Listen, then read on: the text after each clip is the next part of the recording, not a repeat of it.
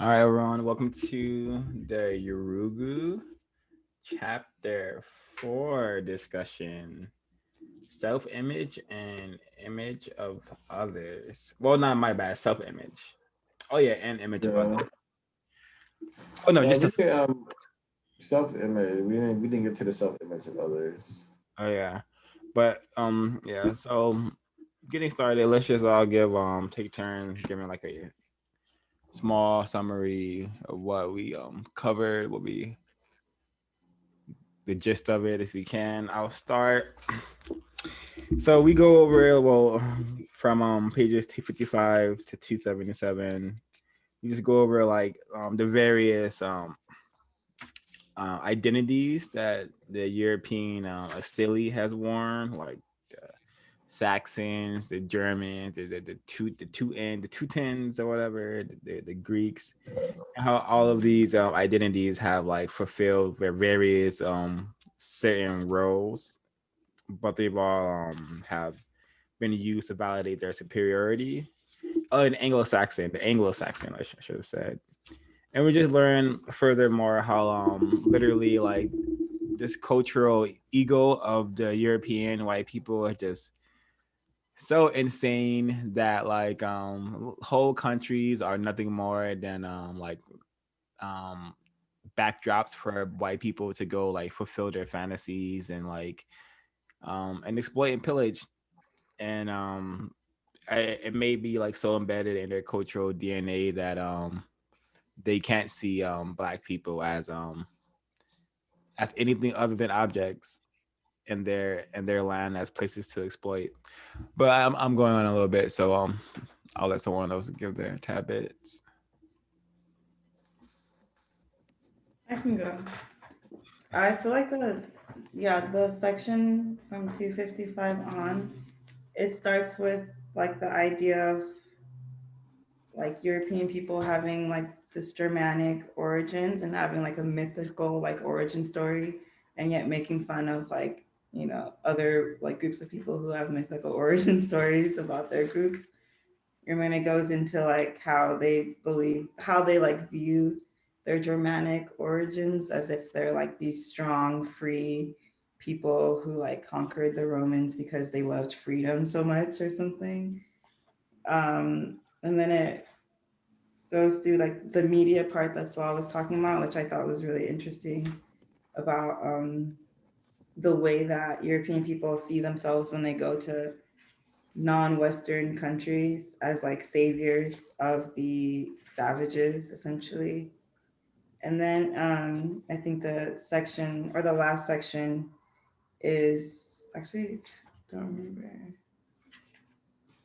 Oh yeah, they actually she quotes Lothrop Stoddard, who I think you guys should read the book. I was listening to the audiobook of that book, The Rising Tide of Color. It talks about basically how white people control everything and how they have to keep controlling the rest of the world. And it was written in like the like 1914, I think.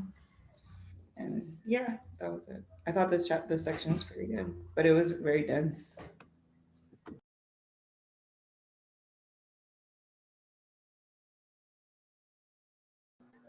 I can go next. So talked a lot about the race and national identity. Um, so a lot about their mythical story, their origin story, I guess. For me, when I was reading this, all I could think about are like the many cartoons of these different like white people constantly going to war with each other. So that's how I interpreted that the European, they feel they originated there. I could be wrong. Um, then it starts to talk about the media image.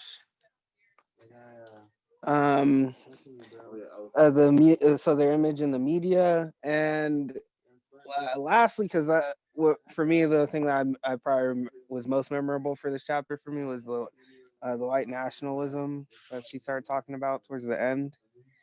Um, yeah, that was very interesting. I don't think I knew about white nationalism and white nationalists, but I don't think I've ever like read their works or known anything known much about them in depth. So that was interesting.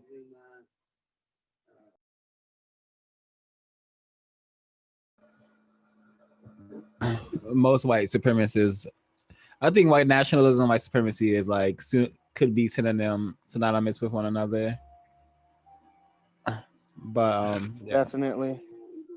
Yeah, I definitely. I mean, that's what it is, really. White nationalism is white supremacy. Cause Yeah, I was wondering why she used white nationalism instead of just saying white supremacist. But I guess it's because she's talking about nationalism. Maybe she's referencing like people who claim white nationalism is like not racist or something, you know, so they publicly, like, obviously that's not true, but I like get what you mean. Like the people who are like, we need to separate, but we don't Yeah. hate you. We just want to, yeah, I get it. Yeah. I yeah, mean, maybe it could be easier to identify them too as white nationalists to like use their work. mhm. Yeah, I think go. Yeah, this was all about self-image and the different. This is really new for me. I didn't know any about the Germanic ideologies or that like any group of people are like, oh yeah, we're German, and it's like so deep. I had no idea, but I feel like it puts into context stuff when I see videos of like alt-right like Proud Boys and stuff when they're like, we gotta save or preserve our nationhood and like our culture, and as if, and it was confusing to me because I'm like, it seems like you're all different cultures. I don't know, but they're like, I guess they all think they're Germanic, which is funny. But one of the biggest things I took away from this, what this reminds me of, is like how the American empire uses the same rhetoric to go free people. Obviously, it's under the guise of like economic domination and stuff. But it's just, yeah, it like, and how so much of stuff that is like propaganda, like, oh, like China has these camps with blah blah blah, these like Muslim folks, or like, oh, this is a terrible thing, is like, I just read something like the Free Our Girls was used because of that campaign. The US like sent a bunch of more military to the country where that was happening, and so a lot of this stuff that's like under the guise of helping other people is then like okaying US intervention. I'm not saying that China isn't like keeping people in camps, like I don't know what the truth is, but when a lot of this is disseminated, like, we got to do something, like Gen Z, we got to fix this, but we can't do shit. So that's basically saying, yes, US government, go get involved. So I agree with that. I think a lot of that stuff is very murky too, because anything that has to do with like the Uyghurs, all the sources are from like US defense industry, and it's like they're profiting off of like doing that. So it's very sketchy to me personally. yeah, but it's already being like mainstreamed and like infographics and everything, and people are like, what you can do, sign a petition. But yeah, I'm done. Yeah, I agree with everything that's been said so far. What I took away was the many writers who worked to shape the European image and maintain the European image. So the different eras, like the Germanic era and the Cobalt era and the Victorian England era, and just all these white Europeans who use writing to kind of project the image of European purity, project the image of European like savoritism.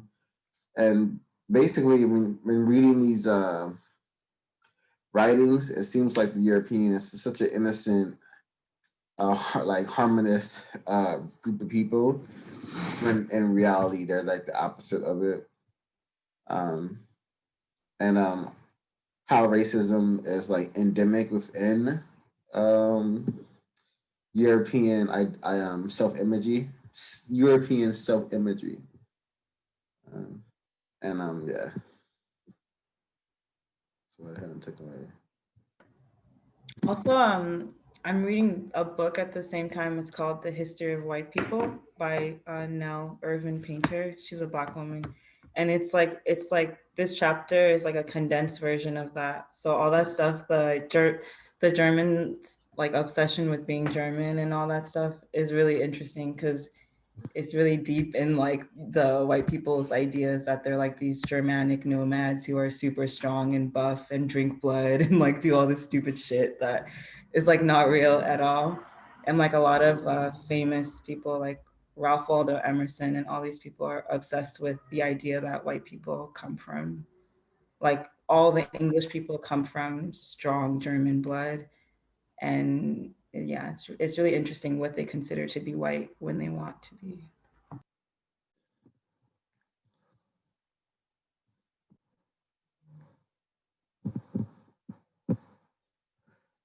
Yeah, if everyone is done, I have something I would like to read from page 258.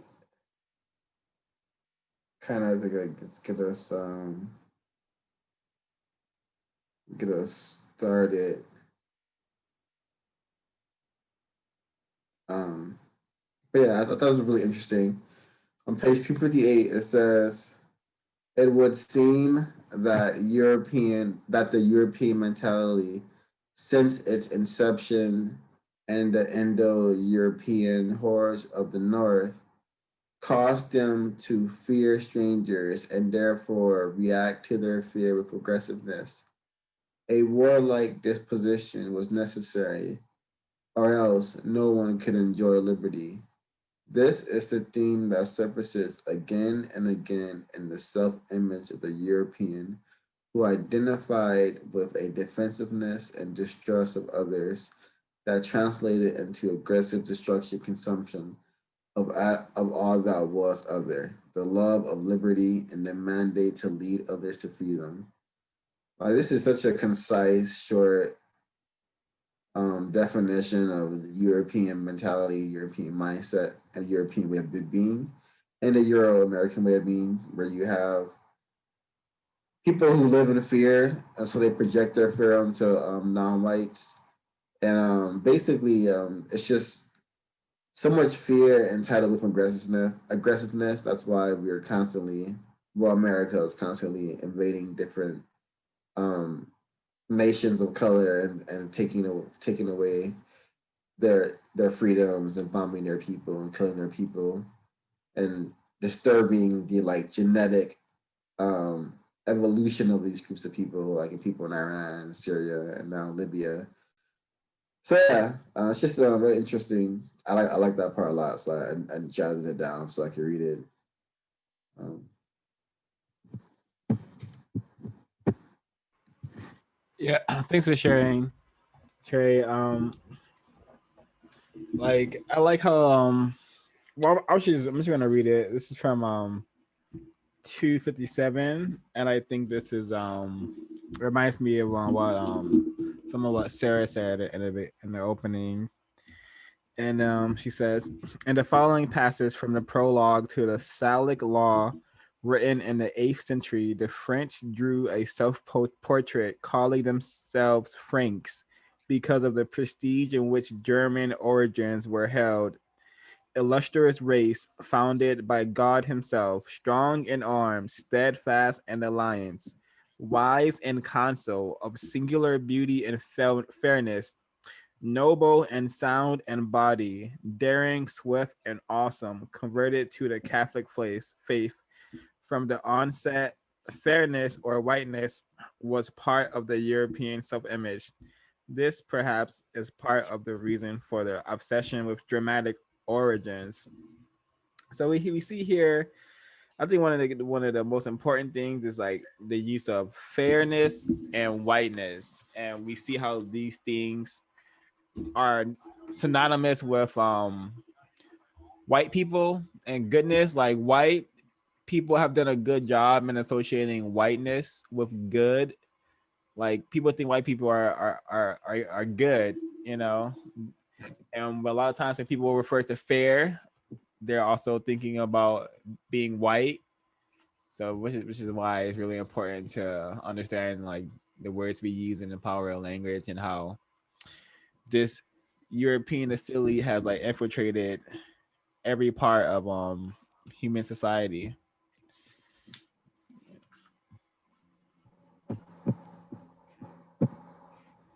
Yeah, I wanted to comment. I think it's very interesting, that with both of these identities, war and strife and struggle and death are all associated with it.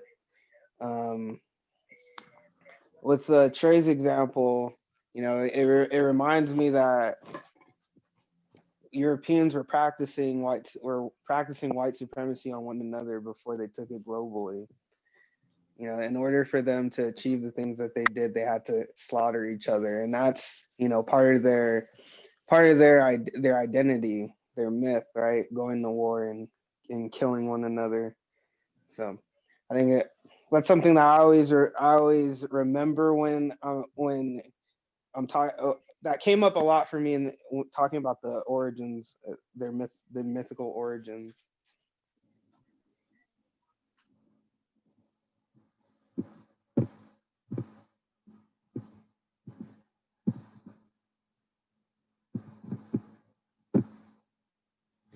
Yeah, there's also something on page 28, another thing on page 258 that I had highlighted that I wanted to read.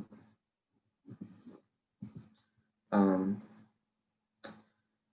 Race, and this talks about the Ultimo Rojo and how that's also associated with aggressiveness. And it says racism is endemic to European chauvinism, a consistent factor of European history. It is based on the nature of the Ultimo Rojo, i.e., threatened by difference, essentially materialistic and aggressive. It is the European Ultimo Rojo that creates a system of capitalism, which in turn complements the national consciousness, an ingredient of which white nationalism consists. We see this pattern again and again in history and historical ethnological record. Um, anything whenever I'm reading, I read small bursts of concise information. It always highlight it and note it down because it's easy to remember. If anyone had anything to comment on that, go for it. If not, still very awesome. Yeah, I highlighted that part too. I really love that part. I think like what you're saying about her being very concise but encompassing all of the shit that we exist in this world is very true. And I think that it really shows how, like, I like that she says it complements all of these things, but it's not caused by this behavior. Like, it's because I think there's always an argument about like the chicken and or the egg, like what comes first.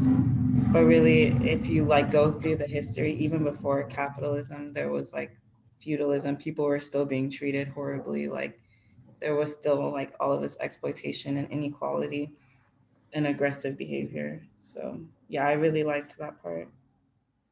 This whole section, I just kept thinking of like white people who love Trump. Just everything was so much. I mean, all white people, but like especially them, that what they're fighting for in terms of going like their pridefulness.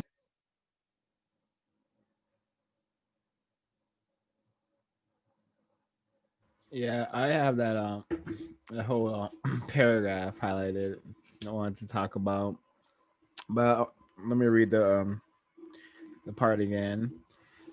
And it's from 258, and she says an African-centered interpretation of European cultural history, usually the analytical tool of the silly concept, demonstrates the centrality of racialist thought, of racial myth and European ideology. The concept of racial superiority is inextricably entwined within the matrix of the European mythoform. Racialist thought has even been systematic to European development. It complements capitalistic, exploitative, aggressive behavior, but is not caused by this behavior. Racism is endemic to European chauvinism. A consistent factor of European history is based on the nature of the Utamarojo, i.e., threatened by different, essentially materialistic and aggressive. It is the European Utamarojo that creates a system of capitalism, which in turn complements the national consciousness, an ingredient of which white nationalism consists. And we see this pattern again and again in the historical, ethnological record. So the system of like anti-blackness, black destruction that we live in, like can be pinpointed as being like the seed before white people were here. Like I guess before they were on this planet, like the whatever was in the seed was it was this behavior, the behavior to seek out black people or seek out the other and objectify them and destroy them. That's what I'm getting at from this. Like this tells me that like it's in their lore, like in their pre-existence, they're already thinking about dominating the other black people. And what are your thoughts on that? Do you guys think that that's what this is saying? That like the containers, like whatever is in the seed is propagates death and destruction of black bodies. Well, I think that's proof. I think but I'll give you guys a chance to answer the question. Yeah.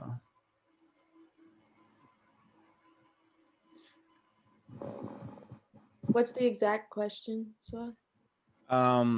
So the idea of the cultural seed of the European, the container, like the things in that seed, I'm asking, are those things the determining factor causing white people to go out and conquer and kill black people? Like whatever is like the force inside the seed, is it the driving force behind black destruction? My answer is yes. I believe so. Whatever. That's my answer to the question. I think history proves that. But I want to know you guys' thoughts. Yeah, that makes sense. But I also wouldn't be surprised if like things that maybe weren't in the seed also contribute to pushing for that. Maybe that. I'm just thinking like resources and economic exploitation and stuff. But Yeah, living in an ice environment also, I'm sure contributed to their like survive by any means and then survive through the means of other people mentality. But I think there's also something to say about like, because I think even the act of like wanting to like like taking resources from Black people is also like a part of the asili, right? Like the idea of like there's no type of trade or bar like system where we like come to each other as equals and like come to some sort of agreement or work with each other. It's just like I take this and you don't say anything, you know, like you have no rights to this land.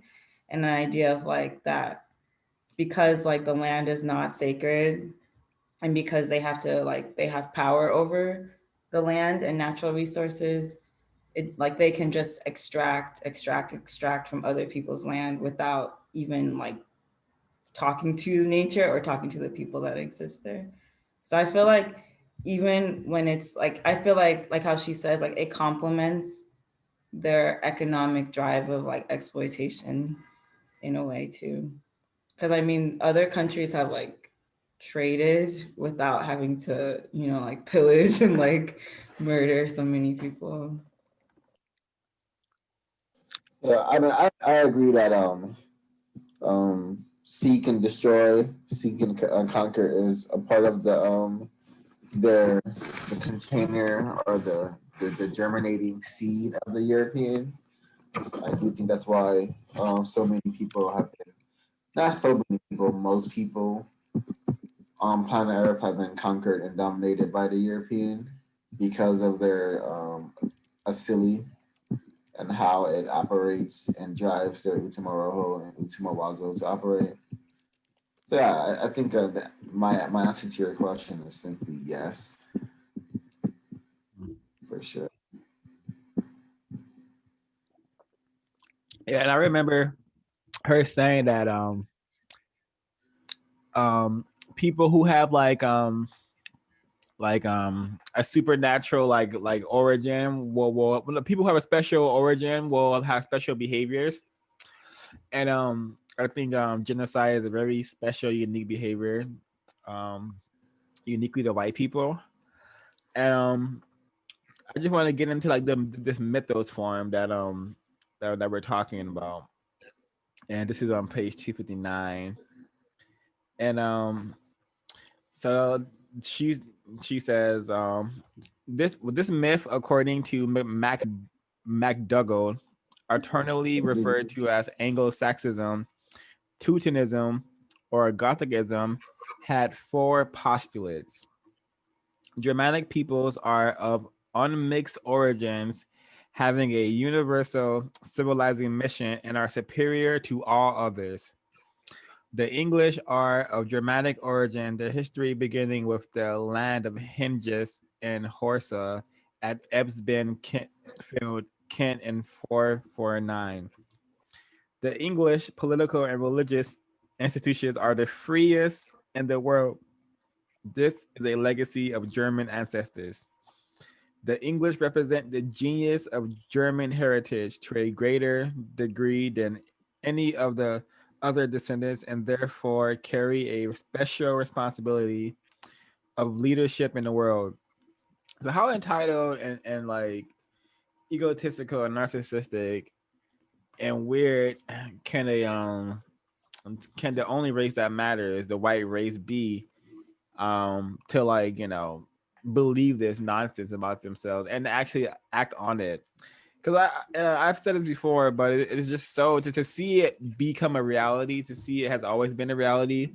I've always thought, like, watching these cartoons growing up, like there's no way that you could rule the world. There's no way like a certain small number of people could rule the world. It's impossible. Why do these people have this mission in their villain life?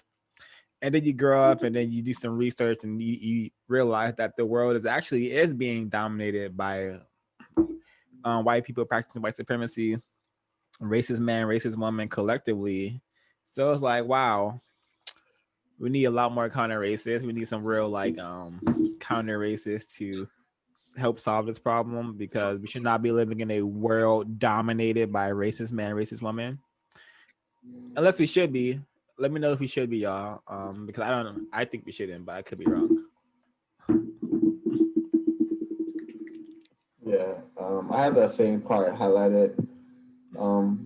I just want to add that I also think it's interesting and important to examine how Europeans have historically perceived themselves as like the people who should lead the world and the people who have been destined to lead the world. And this all comes with like behavior patterns and institutions and ways of thinking that ultimately have led to like the climate of the planet being disbalanced to the point where like the Earth is constantly heating up, and to the point where it will be they say it'll be inhabitable by the year 2077. The year's always changing. I'm not really an environmentalist, so I don't have the most recent data, but I just know that European behavior and white supremacy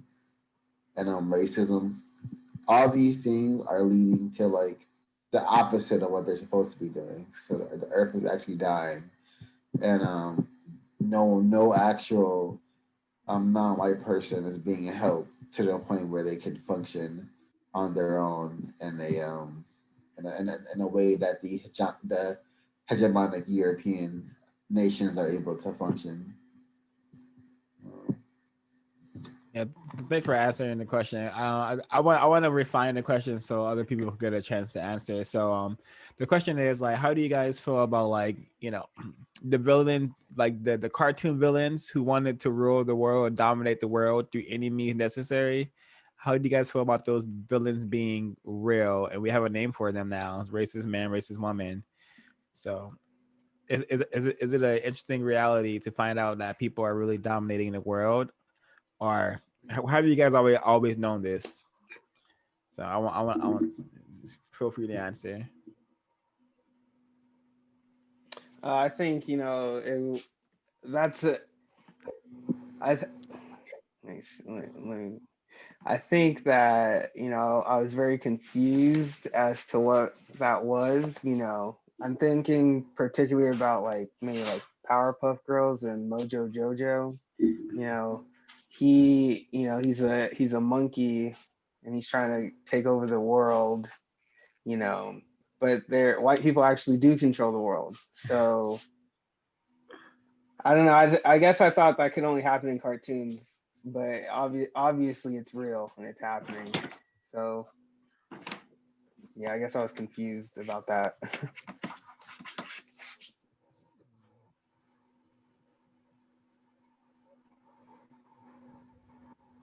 Yeah, Oh, I go just ahead. want to.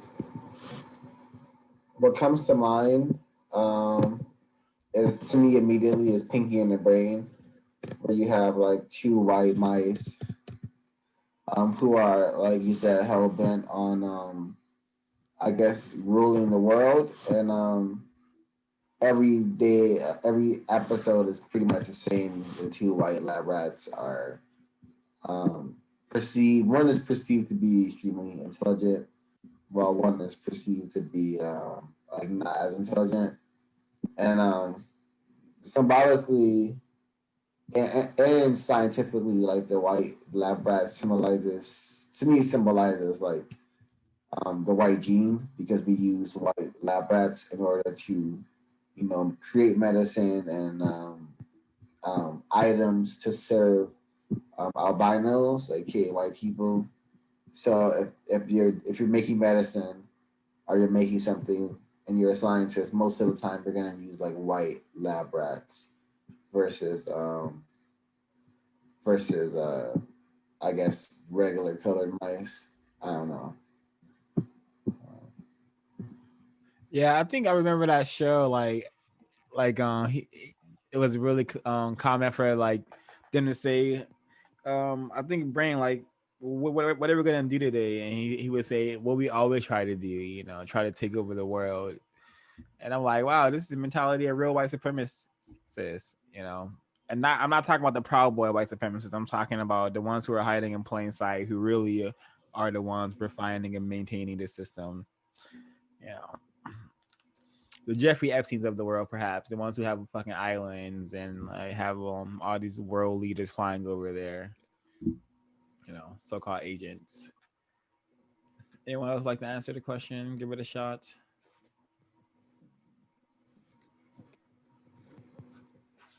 I mean, wait, what was the question again? Just like, what are our thoughts on that every cartoon has like world domination as its topic?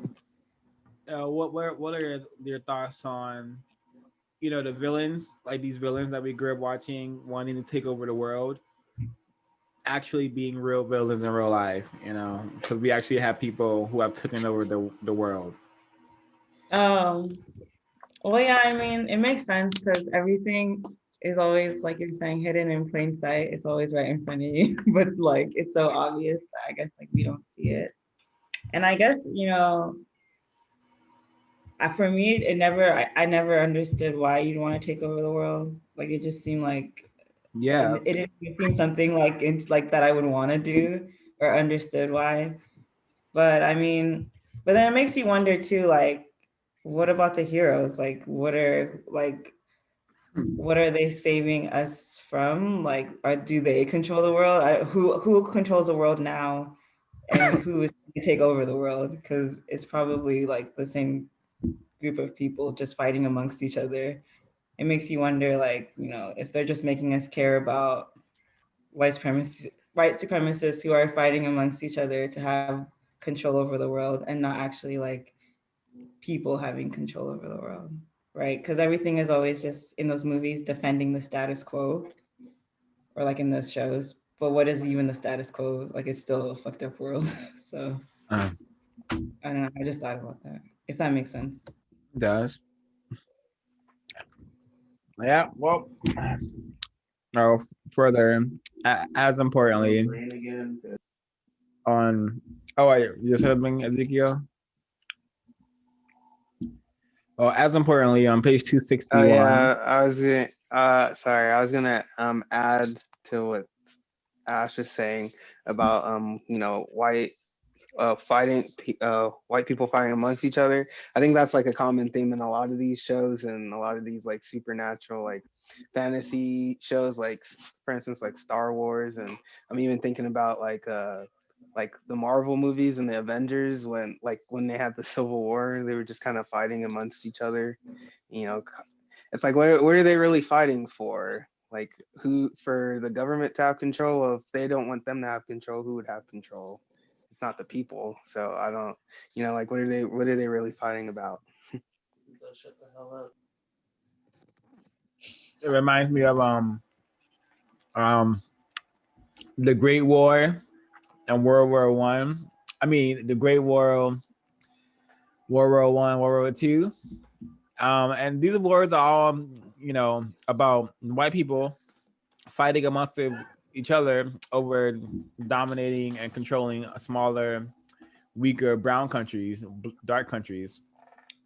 So, yeah, World War One is over like perhaps I don't know, and I'm really suspicious of Queen Elizabeth. I thought about her while reading this chapter because I'm like, Queen Elizabeth was probably at the Berlin Conference, dividing up like the Congo.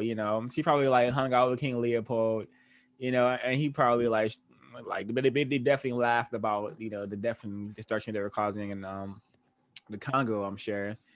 Like, when is she gonna die? Like, well, how old is the Queen Elizabeth?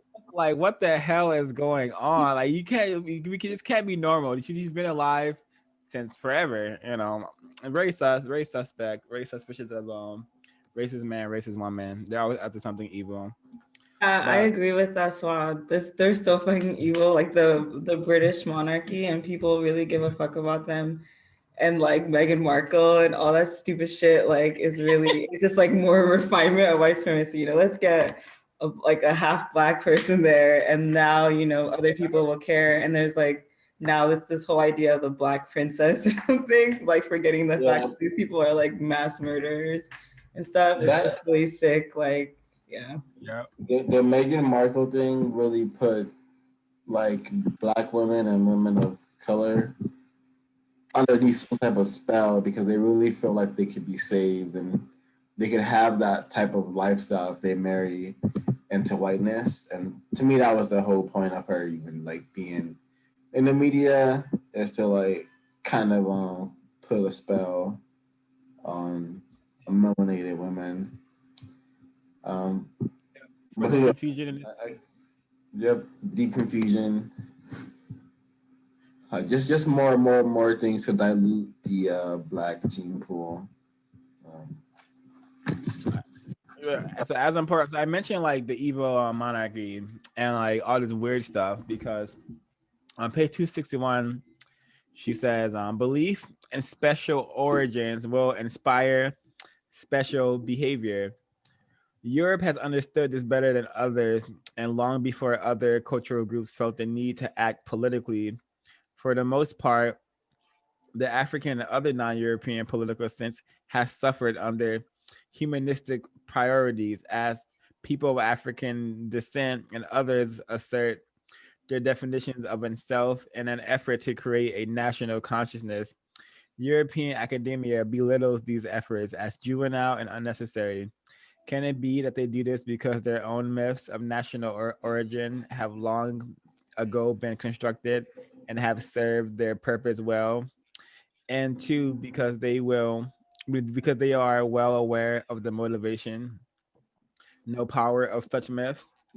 So belief in special origins will inspire special behavior. Maybe this is why they like eat people, rape people, have a commodity of eating and raping children, you know.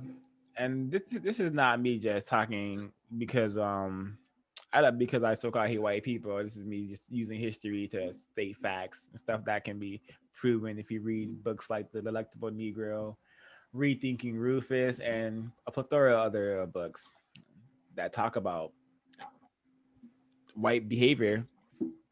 So special behavior, mostly evil behavior, but I could be wrong. Yeah. Yeah, when I was reading, oh, go ahead, Trey.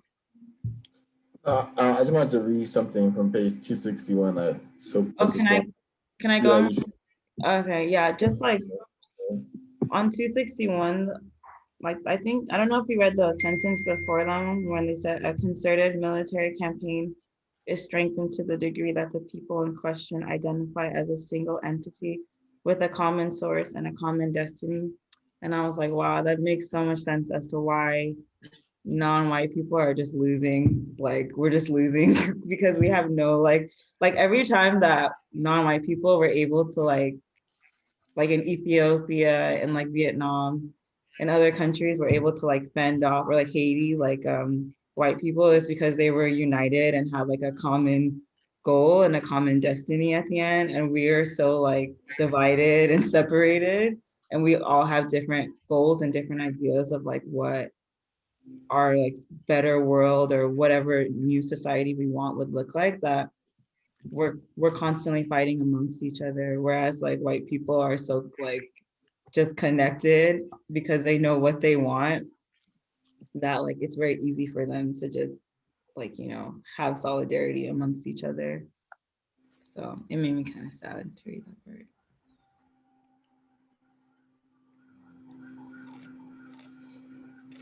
Yeah, on page 261,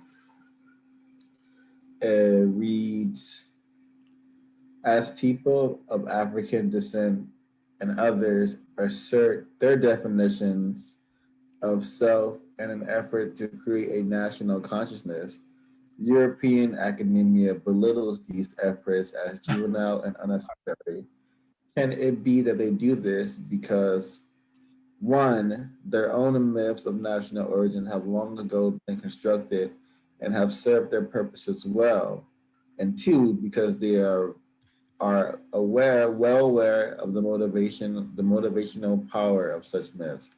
The English, in reality, a people with very little to be proud of, whose own history began as a result of colonization by others, self-consciously turned an heritage of mediocrity into one that inspired imperial success, the likes of which had never been seen. They then denied the process to others, pretending that it had never occurred among them, extolling the virtues of objectivity and scientific historicism. But scrutiny of the English history paints a very different picture. So I feel like this is so relevant even to today's standard when we have this so-called thing called Black History. I'm not sure what month it takes place anymore. February in the U.S. It's like some yeah, it's just something that's it's something that's supposed to like bring to the forefront, like I guess the non-European self-image, and non-European being African American and African and Black, and that's like to me it's like a direct result of European self-image of having to do that, having to say, hey, we have our own history as well, but it's so belittled and scrutinized and complained about, meaning that people use Black history as a justification to why Black people shouldn't get any more quote unquote benefits. I don't really think Black history is a benefit, but I want to pose a question: is do you people see how this happening to today? The erasure of other national identities as a means to like support either an American way of being or a European way of being? I think definitely, like, if you even things about like just about Black history in terms of like the Moors or like Egypt, things like that are totally just like, oh, like it's almost like a joke or something to people. And like if you look up stuff, they'll literally say that like those people were not Black, like, and it's like, but they were definitely Black. And then people will, like, a lot of white people make jokes online like about Black people. They say like the "we was kings" joke, which is like Black people always talk about how they were kings and queens, and it's like, what the fuck? It's so hypocritical because it's like, what the fuck were you guys? You guys were fucking out in like Europe killing each other and fucking eating each other and being fucking psychos. But like you're making fun of us for like creating all of these amazing all this amazing shit. It's very interesting that you guys copied and called it Greek culture. Okay, whatever. Like, so yeah, it still happens to this day.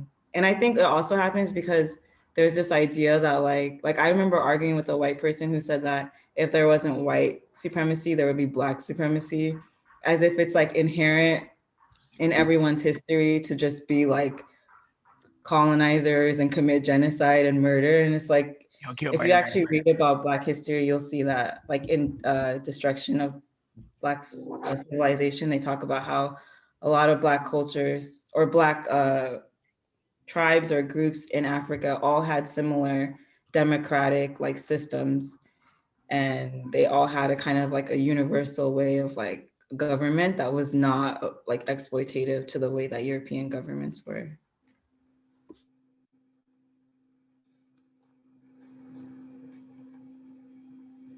Anyone else want to? Yeah, I think like you can't have an identity outside of like a slave, like a happy slave of the system being like, you know, racially showcased.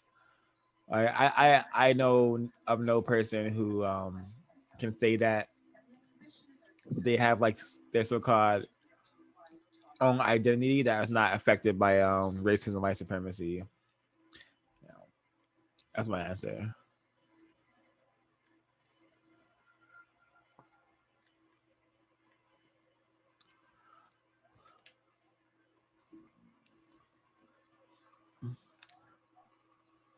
Well, if everyone's done answering, and no one wants to, no one has anything to read right now. I have something I want to read from 263, but I just read something. So does anyone else want to share something? Per se.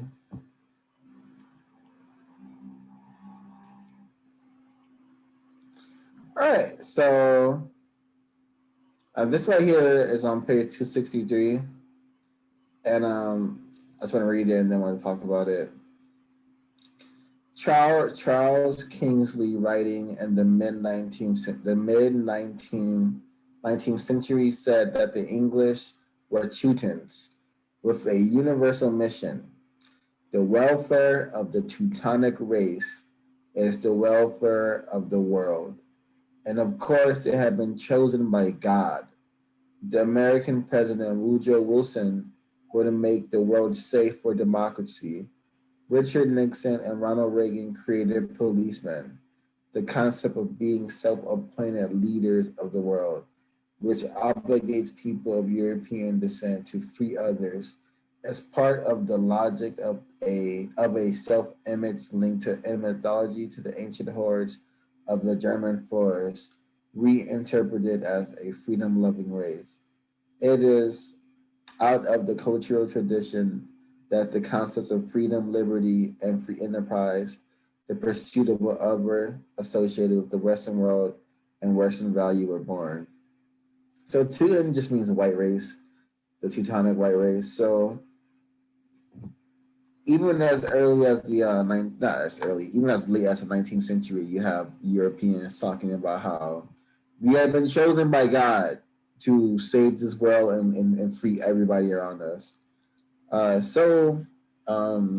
true, first of all, and such a narcissistic way of thinking, I believe. Does anyone have any thoughts about that? And also like how it was kind of contemporary, how it even brought up Ronald Reagan and Woodrow Wilson, which are like two pretty much recent presidents that we've had like in the last 50 years. Any responses to that? Or did anyone else highlight that part?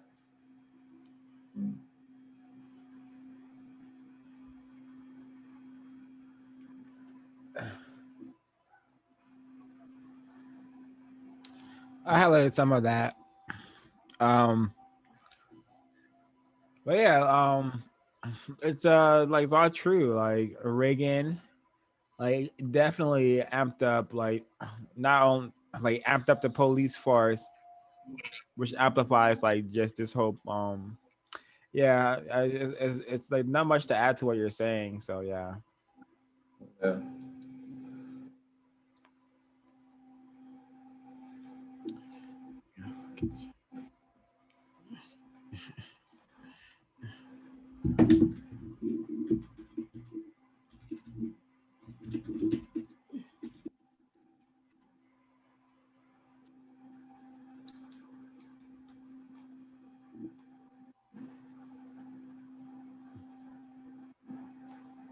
I have like a list of things I'm going to be reading from this chapter. So if anyone wants to share their own share stuff, that'll be a good thing to jump in. If not, I'll just keep going.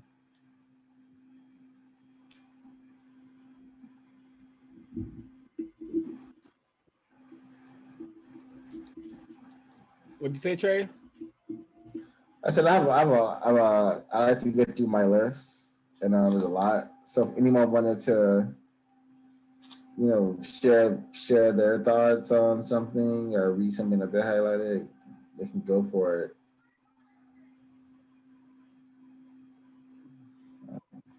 Yeah, I have something to share. On 264 at the bottom, and she says, McDougall reminds us that no other profession served the cause of the progress ideology and Anglo-Saxonism more than that of the historian.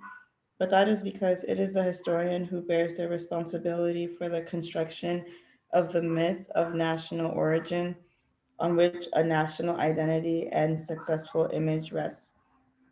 Within the European cultural tradition, it is in the progress ideology that history takes on meaning. The ideology of progress is distinctly European because it is based on the European utomaroho, generating an effectively aggressive self-image.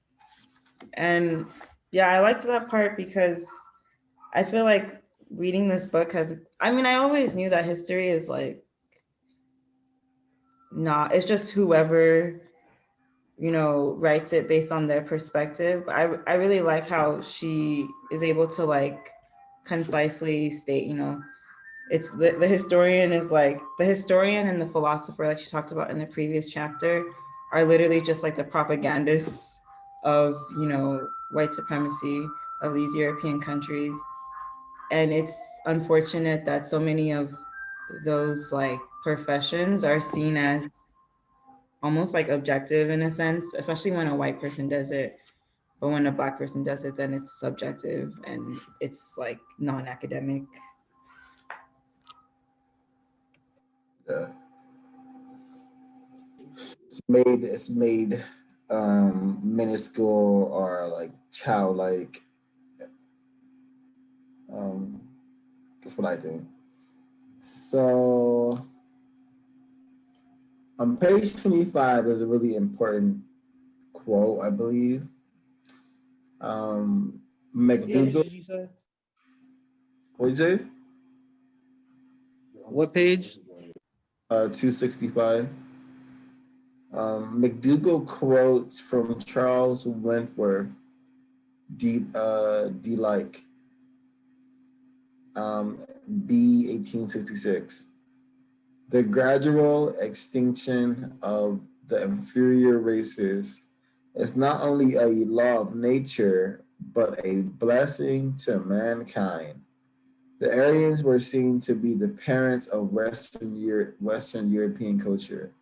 The great mission had been assigned to three superior Aryan groups: the Greeks, the Romans, and the Teutons. Each in turn were to be rulers and teachers of the world. This was according to Edward Freeman and his History of the Norman Conquest, 1876. Victoria, England had descended in an unbroken line of Teutonic Germany. So went the myth of racial and national origin. Elitist racial theories stressing Nordic superiority only received further confirmation from the new sciences of ethnology and anthropology. Beginning in the 18th century, Linnaeus, Comte de Buffon, and Blumenbach classified human beings on the basis of biological differences. Phrenology involved in measuring of skulls, which was supposed to be an indication of intellectual ability.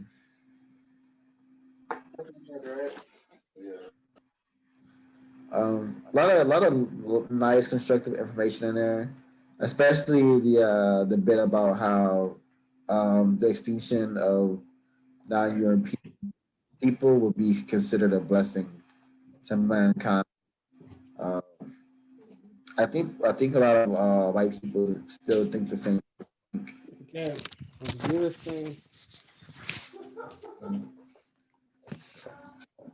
Hey, love. Yeah, I was like, yeah. When I saw that, when I read this part, I was like, wow, this is like, so common, like just just racist stuff like this could be found all over history, and it must be like this, or history would not have panned out like it has. So yeah, I think this mentality is still alive and well, and shout out to Marambi for just supplying up with so much just proof of their like wicked asili. Yeah, that part was really good. In the history of white people too, like it talks about how obsessed they are with like that skull measuring stuff, like so, and just like the hierarchies of who's the best based on who has a bigger skull. And all of these white anthropologists to this day have like hundreds of skulls just because of this obsession they have. And it just shows you like how much time and energy went into that versus like time and energy that could have gone to actually like doing constructive things for the world. Like what is the ultimate goal, even if you find out through skull analysis that you're superior? Like all it means is just it's justifying you like colonizing and murdering people. And even today, like I think in Berkeley, in the anthropology department, there's like skulls of I think indigenous people that have been there's like 300 or something skulls, and they've been fighting to get those skulls back. So it just shows you how deep this idea of measuring and hierarchy is to them. It's like their main functioning is very fucked up. Yeah, and I just want to add, because we're talking about people wanting to get their remains back. Um, at the University of California, Berkeley, there is a large fight for the native indigenous people to receive the many numbers of indigenous people who are buried underneath the University of California, Berkeley, and they've been trying to get their remains of their ancestors back for a few years now, and the school keeps denying their request. So yeah, I feel like there's always going to be these ongoing battles for people to kind of take their remains from either European institutions of higher learning, whatever it be. Um, I don't know. I just wanted to add that because it was brought up. Yeah, per se.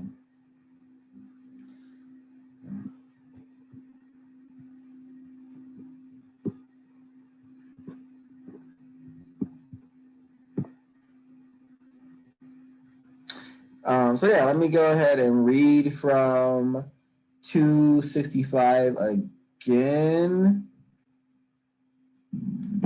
let's see. I already had read that part actually. Hmm. Let's see. Where I want to read this? The European self-image. The European.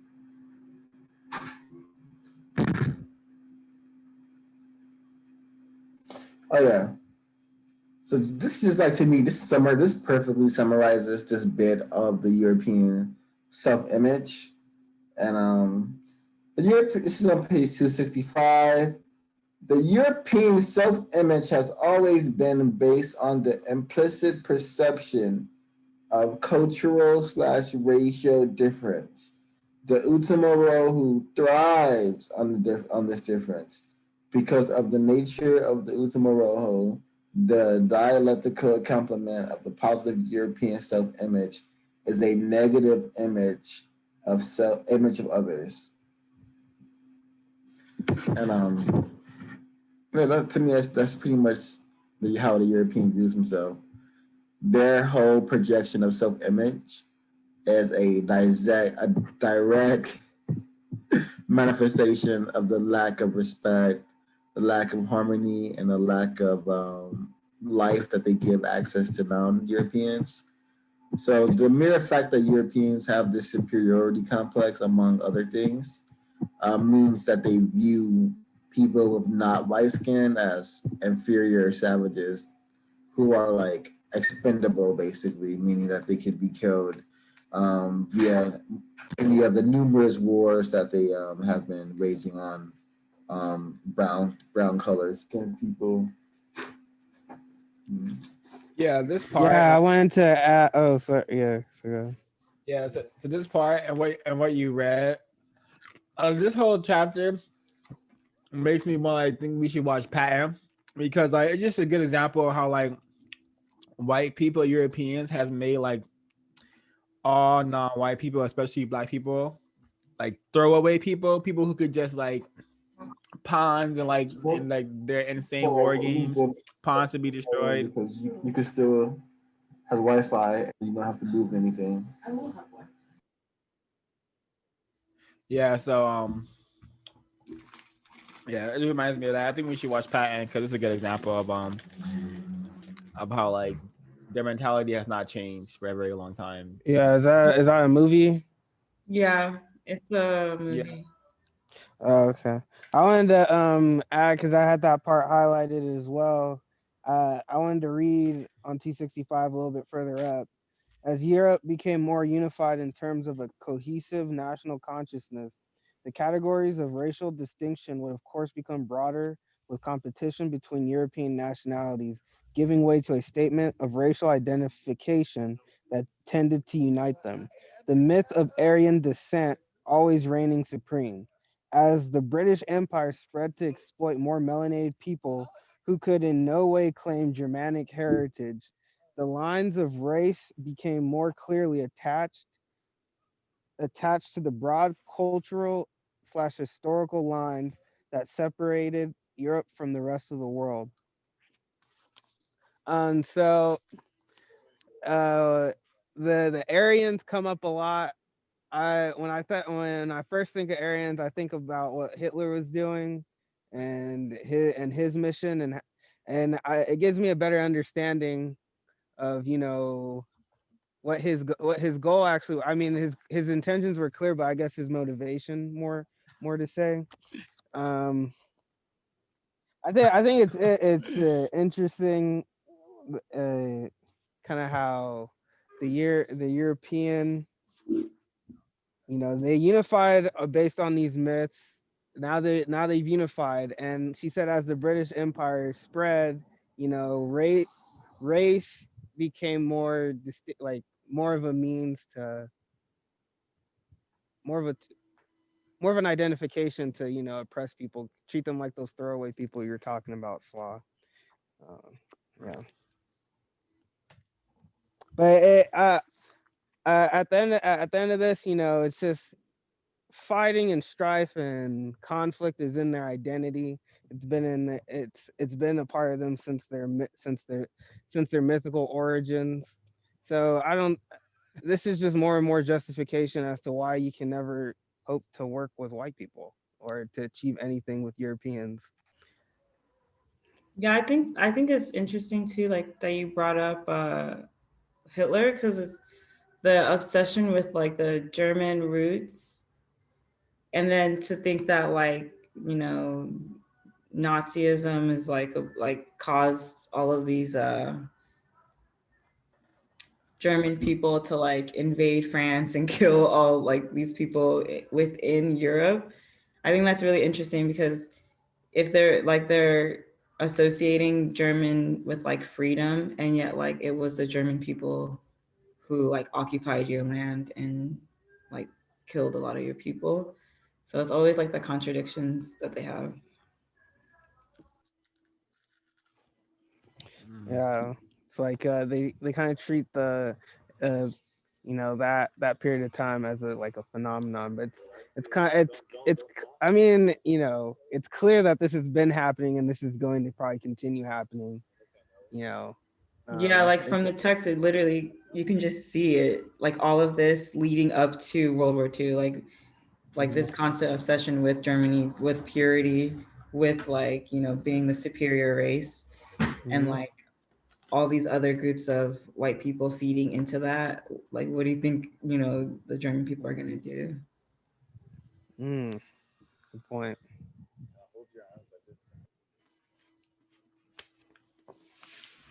Yeah. So we're basically moving into the media and self-image. Um,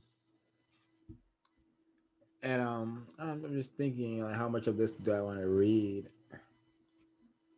Um, All right, can I read something again on yeah, go, 265? go for it. All right. So she starts quoting, or it's 265 says McDougal quotes from Charles Wentworth You Dyke. sure I read that? You already read that? Yeah, but go for it. Go for it. I was just yeah. I'll keep it short then. The gradual extinction of the inferior races is not only a law of nature but a blessing to mankind. The Aryans were seen to be the parents of Western European culture. I just wanted to read that. I know you guys read the. Well, thank you for telling me you read that. But I wanted to read that because, as the Aryans being the parents of Western European culture, I think, it's just very clear the society and deeply how like this society and this culture is operating exactly the way it should. Even though everyone alludes to the fact, like the idea that this isn't a racist society, or all those things have been stamped out. You can't really get rid of the foundations of a culture. So that was a It's very interesting point. Yeah. Yeah, it's also interesting like what they consider to be like law of nature, because it's like like actually like white people would be the group that would gradually extinct if all people were to like enter whatever, have sex and produce offspring. So it's like another like weird projection or contradiction. Man, that's crazy. I completely skipped over that, but yeah, that's I think that goes back to like the hypocrisy and the mental gymnastics, that the European behavior and and thought like just goes through. They yeah, it's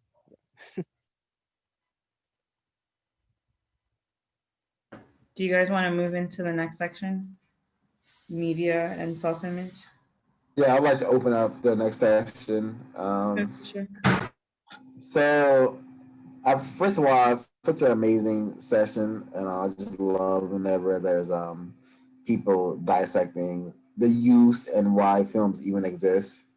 Because films don't exist for entertainment; they exist to shape ideals and like maintain national cultures. So media and self-image on page 265.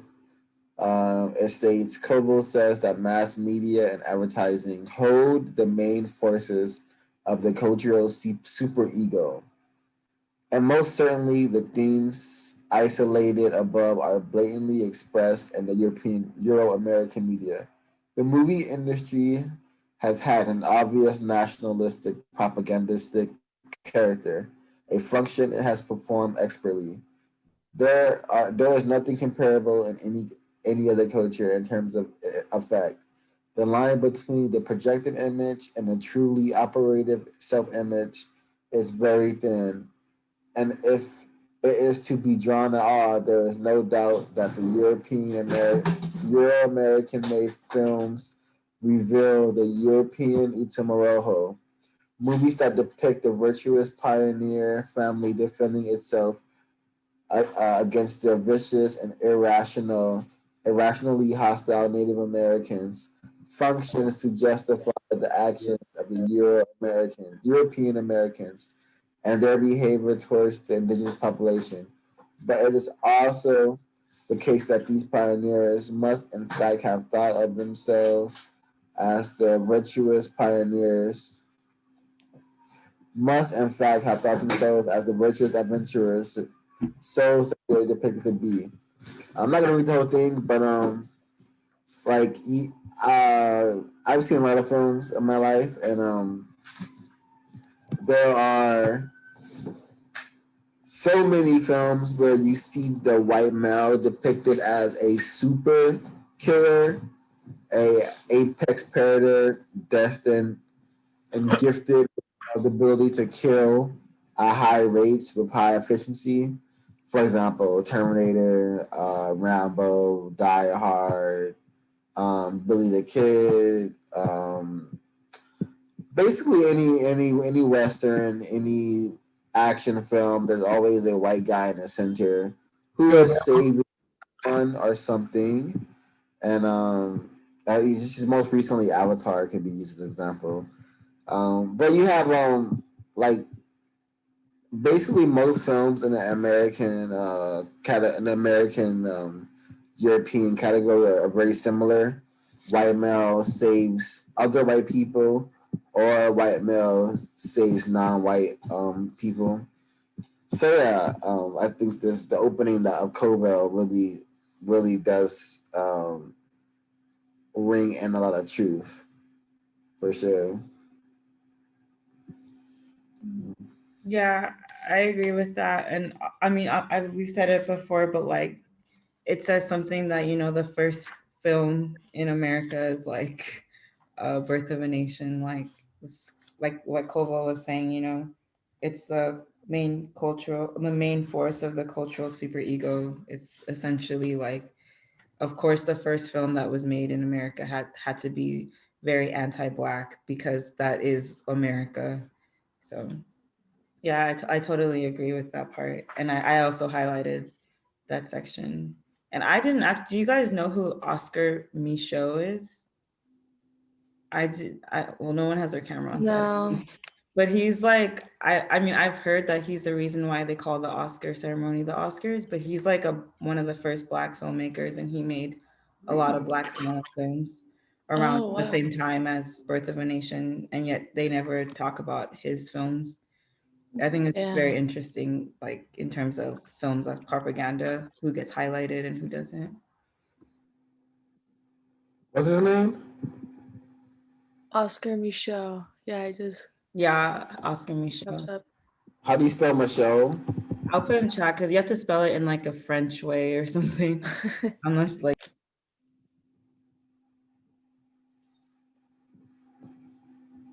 I wanted to read this quote on T66.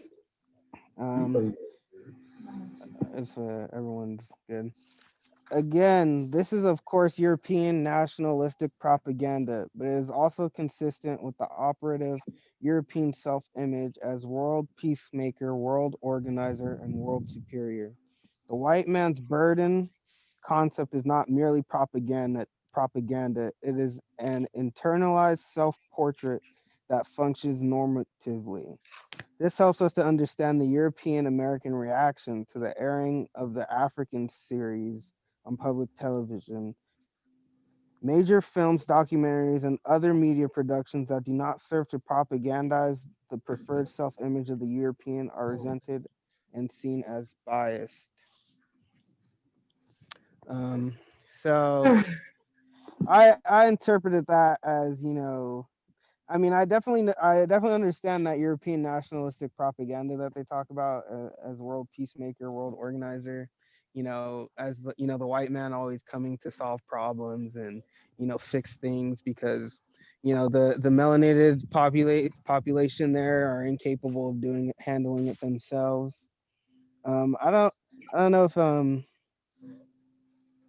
don't know if somebody can help me what she means by functions normatively is an internalized self-portrait that functions normatively. So I'm guessing like functions like normal, like everyone just treats it as like that's normalized. It's just This one. Oh, shoot. Yeah, I think that's what it means. Like it's so normalized within our culture that it's like first it's internalized by like white people, and then it just becomes like the normal backdrop. That's why people like don't even question why we're like in all these countries, because it's mhm. like we have to provide them freedom, because of course they're barbarians, because of course they need us. Mhm. Like Mhm. it's not, you don't even have to, like they don't even question it. It gets me thinking about. I just thought I don't know why this just came up in my head. It was like a Hotel Rwanda and that UN soldier played by the white guy that goes there and is like supposedly helping them, but like he isn't really actually doing anything. Yeah, but he's probably seen as the savior figure. Their savior. They're investing a lot of hope in him. They he if he can't help them, that's like the end of the rope for them. They don't really know what they're gonna do. I can't really remember how that movie ended, or I haven't seen it in a while. But that's what kind of came up to in mind right now when I rereading that about the world savior, world organizer. Um, but yeah, I think this is becoming like more and more like obvious to me. That when we talk about like positive black images, being on mainstream media and just more positive things about black people showing self-respect and group respect. Why those things aren't on like in mainstream media. I think we understand, that the European can't have that, right? Because that goes against their self-image and the image that they're creating of others too. Yep. Um, this is on. Well, does anyone want to respond to what Ezekiel says before I read from page 268?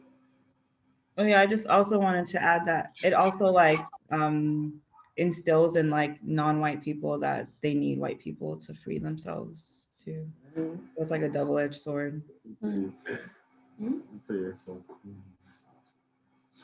All right. On page 268, it says, and I just love these short, concise droplets of information. I know I've believed and totally know it to be true what I'm about to read right now. The European/European American desire, historically as potent now as at any time in Western history, is to save and destroy, to discover and take over, to open up and move in. So poetically written, and it just shows like this is the European American way. Like so that's how places like South America exist, places like Australia exist, how even America exists. What am I talking about? Even America, and South Africa, how South Africa has become what it is today, um, by them destroying, well, saving. But America, you have the whole rhetoric of kill the Indian, save the child. They used that scheme while they were colonizing and infiltrating American lands. Quote unquote, Christopher Columbus discovered the New World. That led to it to be opened up and taken over, and now we have settler colonies all over the world, hensing the manifestation of the European moving in. So you have the save and destroy mentality and changing and indoctrinating people into European culture and then you have them using their large ships to discover and take over places, their weapons to open them up, and then finally moving in. So um, it's good to study patterns and understand what kind of patterns are possible when dealing with European Americans, basically. Euro Americans, however you want to call it. Like, I highlighted so much stuff in this particular area, but I want to share this from 269 because it's one of the shorter paragraphs, and it just so concise with information and stuff to decode. And so she says Charles Heston is a strong, rugged, fearless Euro American plantation owner in South America. He is also very, very proud. He tells his newly arrived girlfriend, "I came here when I was 19 and started with just 20 acres. I bought it all. I built all of this with my own hands. I hewed it out. There was nothing when I came here." But he warns her lest she make the mistake of thinking that everything is like the paradise he has built.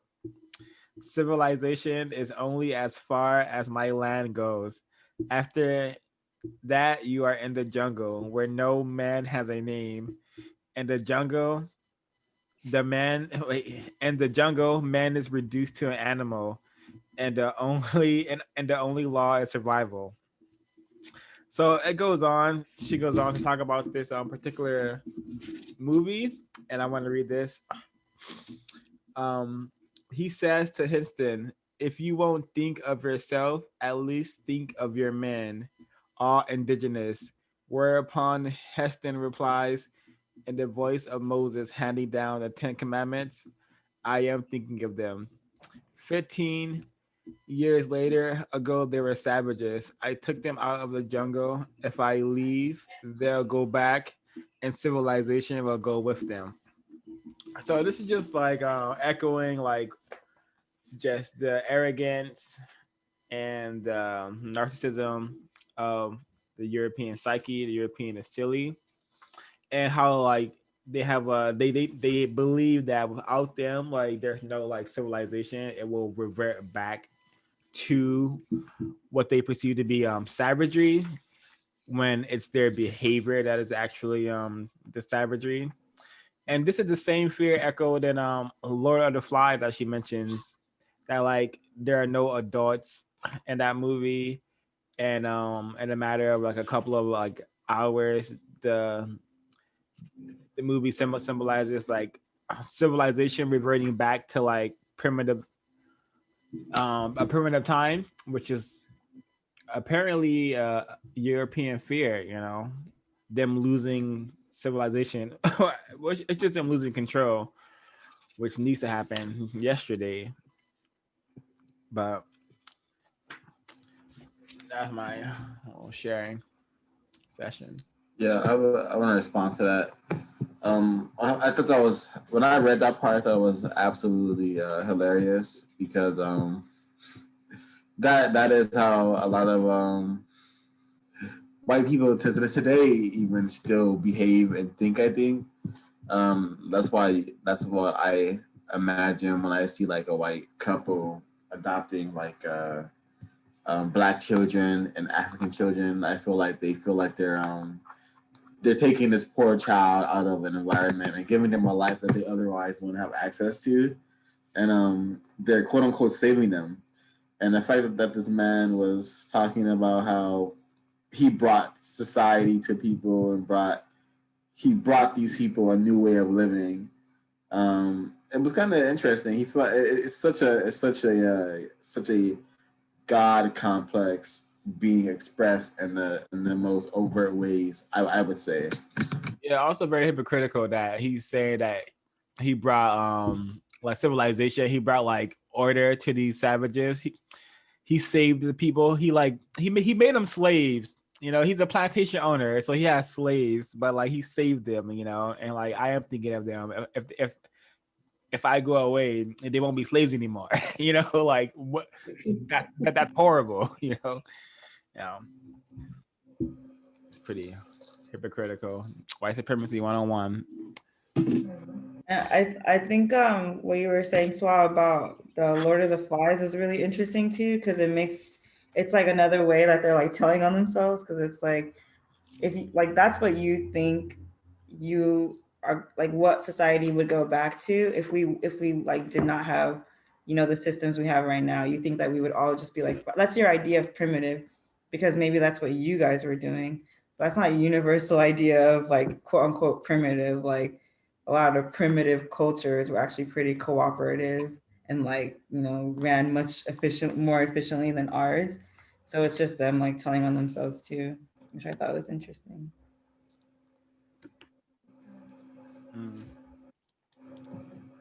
Yeah. I just wanted to say hi. Hello, everybody. Before more people leave. And I actually wanted to read 6 now that I'm here. Sarah just left. Oh, yeah, work was great. Happy to be home. What's I going to say? It's freezing. Anyway, we talk about the location of the European films is often an indication of that aspect of the European self-image. The film is projecting when the story takes place on foreign soil. The film becomes an opportunity for the expression of the European self-image in relation to the image of others, the lands of others. People often provide exotic settings, backgrounds for their love affairs, and political and economical intrigues of the European protagonists. For me, like so many movies came to mind. Number one, like Pocahontas, like how there's always some, like it's as if they coin us as exotic, or whenever they're on a foreign land, of course they are charged with civilizing it, but they view the other as a exotic and try and sexualize that, but so it's like they're almost sexualizing themselves, as if to say that the exotic native is gonna find them attractive as well. That's always how it's painted off, and I feel like it gives that kind of sense of it kind of like film has been used big time to like desensitize the European imagery, of course, remove their savagery in the name of civilization, but more so romanticize them, as if to say, if a foreign person is fetishizing you, you should take this as like a privilege, or be like so inclined, be happy that you are now going to be civilized or socialized by somebody of wealth or a high aspect of being European. But like for somebody who's like beast, for a mentality that's so beastly, how do you manage to I just find it diabolical that they're able to romanticize themselves. So I really enjoyed reading that chapter. So I wanted to share that. Yeah, I wanted to add to that too. Like, right after it says like, the world exists as a playground, a backdrop for sport and play, for the adventures of the European. And then later on, it says all of this points to the very real belief and assumption of Europeans that the lands of other people provide an environment in which they are to act out their fantasies. And it reminds me of, have you ever heard of that movie Eat, Pray, Love? Came out a long ass time ago. It's some white chick goes to like India and Bali or something to learn how to be like, and it's so fucked up how like these countries are just it's so common in movies how these countries are just a backdrop to people having like an enlightenment. Reminds me of people who like go to India and like there's so much poverty in India caused by like white countries, and yet they just go there and like adopt Hinduism and think they're super deep something. Like it's so exploitative, like, and the whole like vacation industry for white people is just like, let me go to another place, observe these people like zoo animals, but like from my resort, you know what I mean? Like it's I always like it's always weird when you see people go visit the Maasai. And I'm just like, they have to perform for them. Like how fucked up it is that they're like, performing for these white people, their culture. A lot of Black people do those expeditions now as well, going to Kenya. Yeah, like, it's so different when Black people do it because it's like a connection to their past. But for white people, it's like, look at these funny things that they do. Their culture is so different, I think it's really interesting. I tell you, with what you're saying, like 100%. I'm just thinking about how many people was like, oh yes, I'm going backpacking across so and so, then I'm going to Cambodia, and then this is all supposed to teach you how to be a better human. Are you interacting with these humans? Are you just going and going, oh my god, look at them? What is it that that you are doing? Like, fair enough, people who go and like volunteer their time, but even that is a sense of like some form of relieving white guilt, but you're getting paid X amount of money to contribute to this. But yeah, I totally agree with the I mean, playground. even that charity work is like, it doesn't help those people because you're helping them instead of providing tools for them to just help themselves. So like once you leave, like those people don't have any tools to like help themselves. And Exactly. I agree to like the whole backpacking in Cambodia thing. It's so interesting too because it's like you're white, so they're gonna like talk to you and treat you better. But like if I went there, I would not have the same experience of like Cambodian people giving me their wisdom or whatever. They'd want to like stay away from me because I'm darker, because they're all Exactly. romanticized.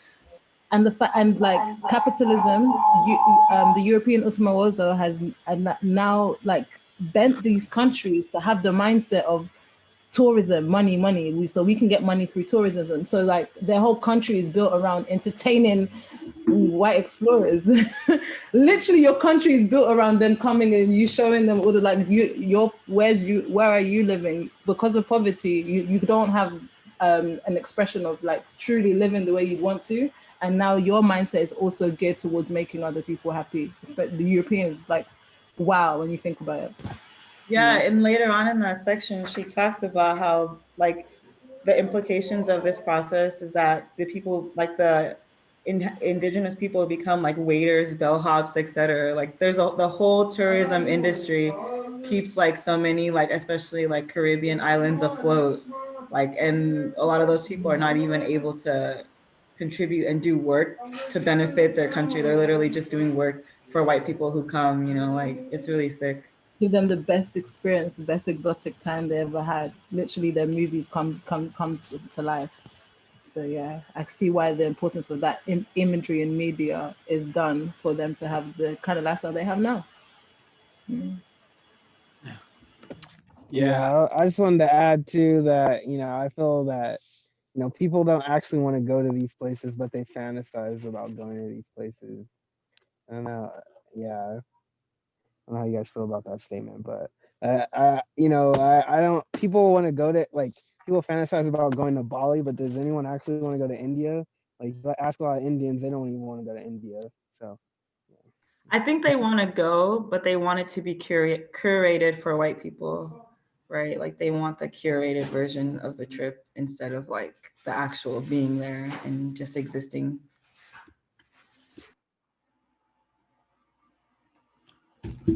Okay, so I'm gonna read this from page 270, and she says, an excellent and excruciatingly rare satiric treatment of the conquering Utamaroho of the European.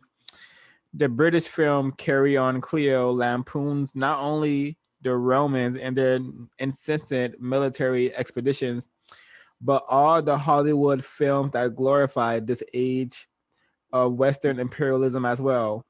In the film, during one of conquering campaign, Antony says to Julius Caesar, "You know, Julie, I don't think these people want to be conquered."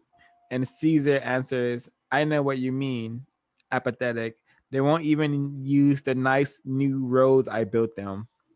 So this is just like, just a good example of like how white people literally mock us and laugh at us by glorifying like, their past atrocities done to black people. And also, this is just a really good like piece, like passage to decode and just understand that, yeah, white people like invade places, and then sure, they build roads, but you're taking like all of the food and resources out, so that's why the roads are there.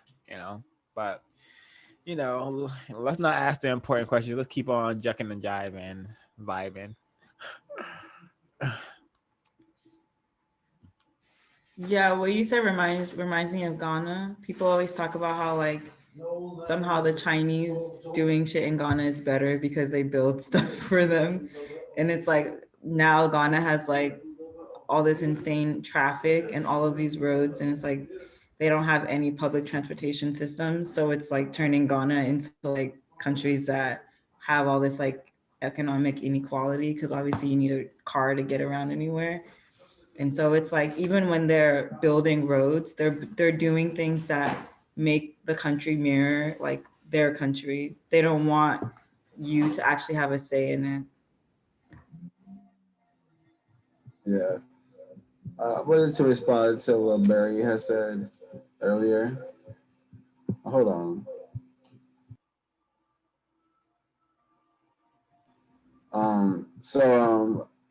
The whole exemplification of other people's lands, being present in cinema, I think like a good example of that would be films like Avatar, where they literally take over this entire planet because it has a resource that they want. As well as the James Bond films, when you have this white male going to all these exotic places, killing black and brown men. So yeah, I feel like that's a great aspect that I forgot to mention earlier. And I also wanted to read from page 270. And the passage is everyone everyone on the plantation wants to flee, but not Heston, whose image is nothing short of that of a white god. He says that he will stay and fight. His friend, the South American police officer, thinks he is crazy. He says to Heston, if you won't think of yourself, at least think of your men, all indigenous. Whereupon Heston replies, in the voice of Moses handing down the Ten Commandments, I am thinking of them. 15 years ago, they were savages. I took them out the jungle. If I leave, they'll go back to civilization. If I leave, they'll go back to civilization. And I think I read this already. But yeah, this whole film was about this white man like basically civilizing natives and then being willing to die for them by basically being that their god, being their god.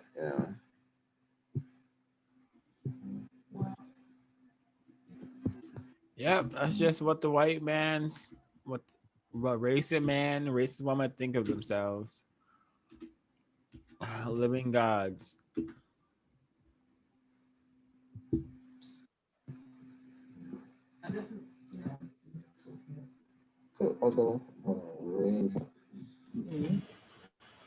Yeah, I definitely agree with that. Thinking back to like how many scenarios that we see. Sorry. Thinking back to like how many scenarios that we see, like those like they've played it off so many times that it's a desensitized thought to think of. Like you go to like an island, there's native people there, the white person becomes their leader, and then like a friend comes and they're like, oh, don't kill him. I don't know, Rob. Oh, okay, sorry. And then like another person comes and they're like, now they're the king and they can like they have some control, like they're like, oh yeah, they see me as their god now. That constant imagery is like redone so much over in cartoons that it's like it's definitely like a mechanism to just make you feel like when white people go somewhere they take over, or just basically a prod or joke to themselves, even through cartoons over the years.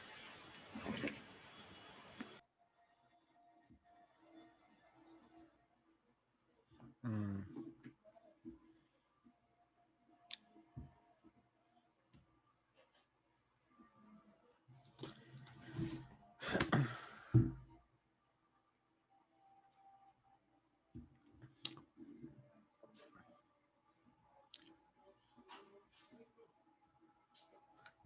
So the last thing from this part I want to share is the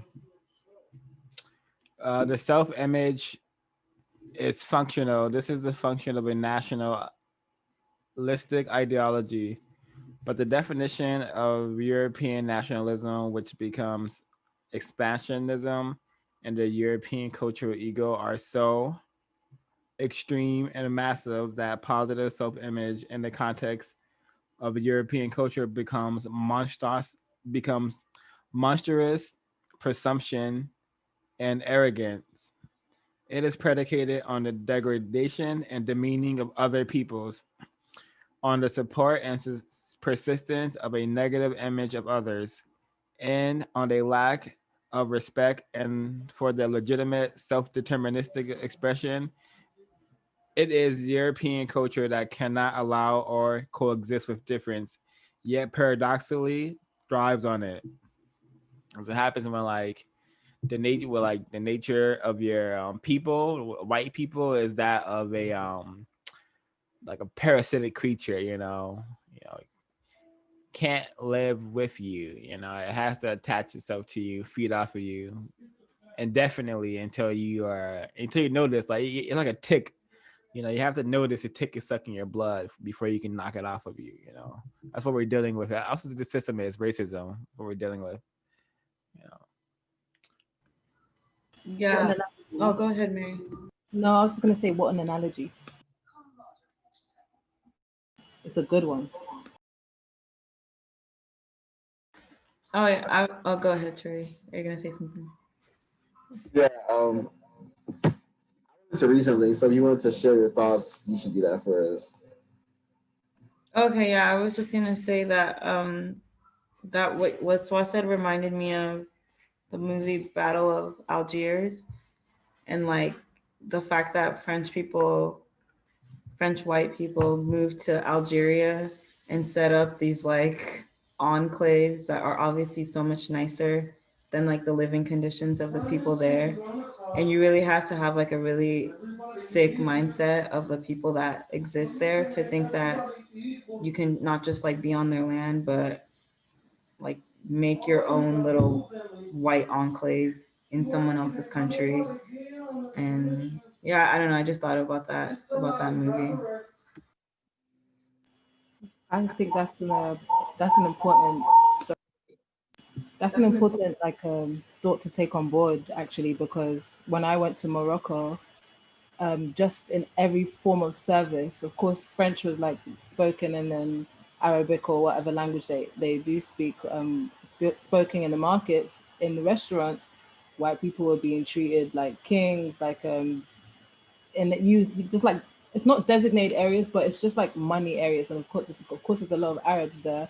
But one thing that I realized from observation, I was like, oh, so this is where white people who can't be kings in Europe come to be kings, because they are at the top of the food chain, and they make it very clear. It's very interesting.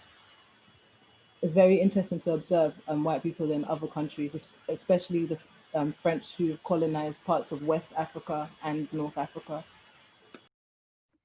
Yeah, that's totally like sex tourism too, like white men going to other countries and being like the kings of their past, just raping people and taking advantage of people in really dire economic conditions. Yeah, that's so true. I have like an example of there was a Lebanese man. He lived in Sierra Leone throughout his whole life, but in Sierra Leone, Lebanese people are basically white people in terms of social status and treatment. And he had gone around the provinces and made like a porno video of women being raped all throughout the town. And like, yeah, it was disgusting. It absolutely disgusting, and it made so much money. And yeah, and they often, yeah, there's known to be like sex clubs where like poor black women literally go and work, and they're treated like s disgracefully. Yeah.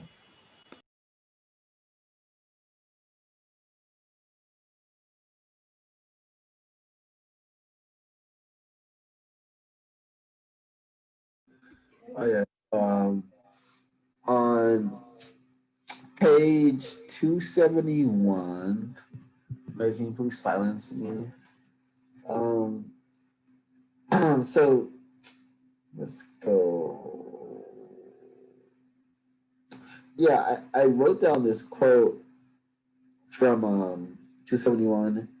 William Henford Dixon writes in praise of European man, the conqueror. The tale of 100 years of white progress is a marvelous history.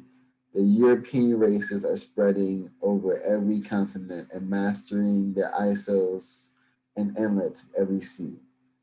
So, to me, this is like another short glimpse into the European self-image and how it manifests in the literature. Here you have a white man writing eloquently about how his fellow white men are basically mastering the universe by traveling it and conquering it.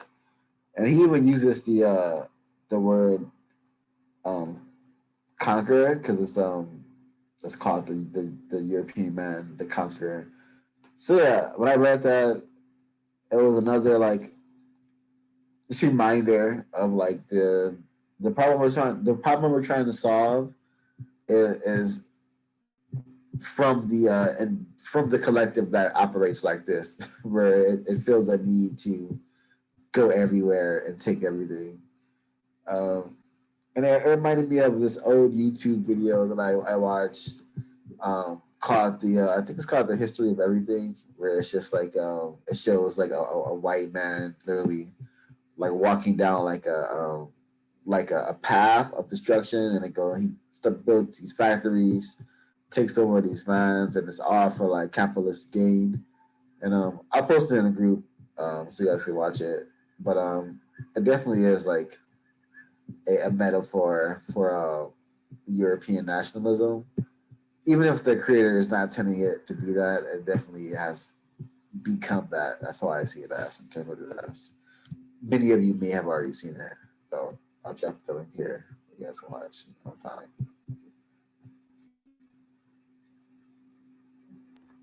Can you put it in the WhatsApp chat? Yeah.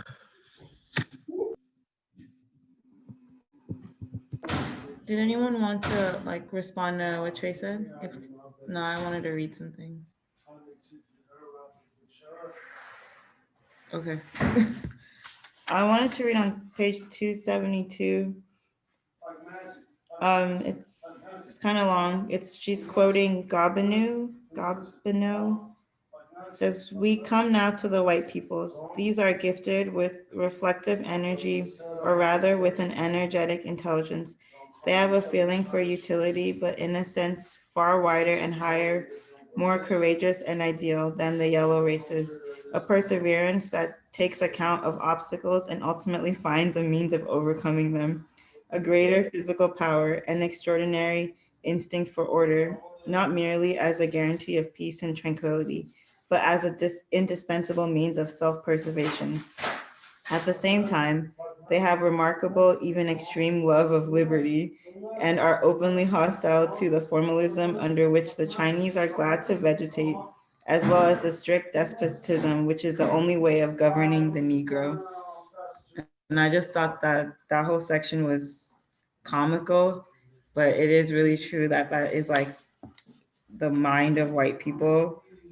Like that's really how they see themselves. And even within this, it has so many just like contradictions because they know that they're the type of like, how are you a freedom and liberty loving people if you're like conquering other people and forcing them to exist under your reign? Doesn't make any sense. And it's like, doesn't make sense because it's obvious that you guys don't love liberty because you guys have all of these feudal societies where nobody, like only like people who are chosen get to take over the land and force everyone to work all the time, and you guys have monarchs and all this shit, versus like other civilizations that were actually democratic and based things on consensus and stuff like that. So it's like you guys actually have never liked liberty and have never had liberty. So I thought that was interesting. It's another reason why it's just so not beneficial to like argue with or talk to white people about white supremacy, because they're so like all this book shows me is how just like brainwashed they are into their own mythology, that they almost see them like they have a childlike view of themselves and their history, that it's not even worth it because they'll twist the facts to fit whatever like story they want to fulfill. Yeah, I agree.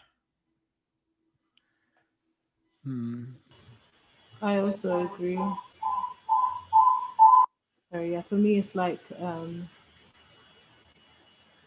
yeah, I agreed with everything that you said actually. For me it's more like the sorry, thought track.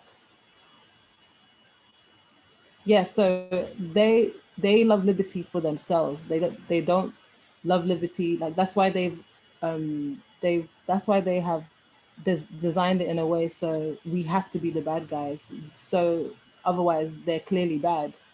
So we are constantly degraded. We're subhuman, so we're okay to be civilized. But what they're doing is a good thing by coming and liberating people from their mindsets and civilizing them so they can be free thinkers, but yet free to understand that they're enslaved. But yeah, so they do love liberty, but just for themselves, for that elite few who've selected themselves as blue bloods or whomever or what, however they try to designate it as Aryans. Yeah, Yeah. and I would say liberty to them is not like freedom; it's the ability to do whatever they want, like rape people, eat people, and that sort of thing. I want to decode the paragraph after the one Ash just read, and it reads the immense superiority of the white peoples in the whole field of the intellect is balanced by an inferiority in the intensity of their sensations. In the world of the senses, the white man is far less gifted than the others, and so is less tempted and less absorbed by considerations of the body.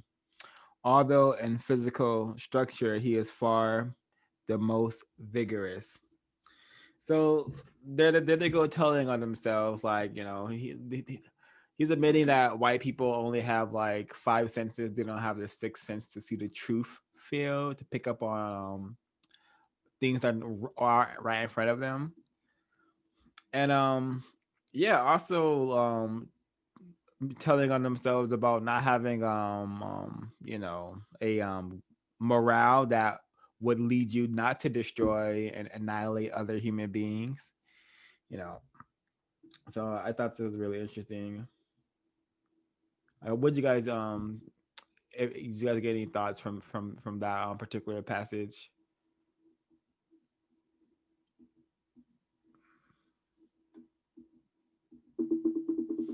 Or if not, we can move forward, and so we can we'll like to keep moving forward. There's no reason for it to be Yeah, I have something I wanted to read from 273. And this is Mary had mentioned the Aryan um, race earlier. This definitely coincides with that. McLeod explains that historically it has been the Aryan race that has transmitted the phenomenon of civilization from generation to generation. The concept of civilization is again paramount in this statement of white nationalism. McLeod's concern is that it will be destroyed if the race is allowed to die out. It should be remembered as well that purity and control of racial inheritance was an important aspect of Plato's strategy. Below, um, I'm not gonna read the rest of that, but I wanted to add that to what Mary said about the Aryan race, and also how there's all these concepts of purity and not allowing the race to die out, and how these concepts and phenomenons are literally passed down from generation to generation, and I think that's why today most white people and Europeans are either aware of their racism or suppress it, but still are very much racist people, are just totally with it and have taken on the role happily as racist man, racist woman, and racist child. Um, So yeah, I don't have any notes around why I wanted to read that part out, but I did make a note to read those specific lines. Um,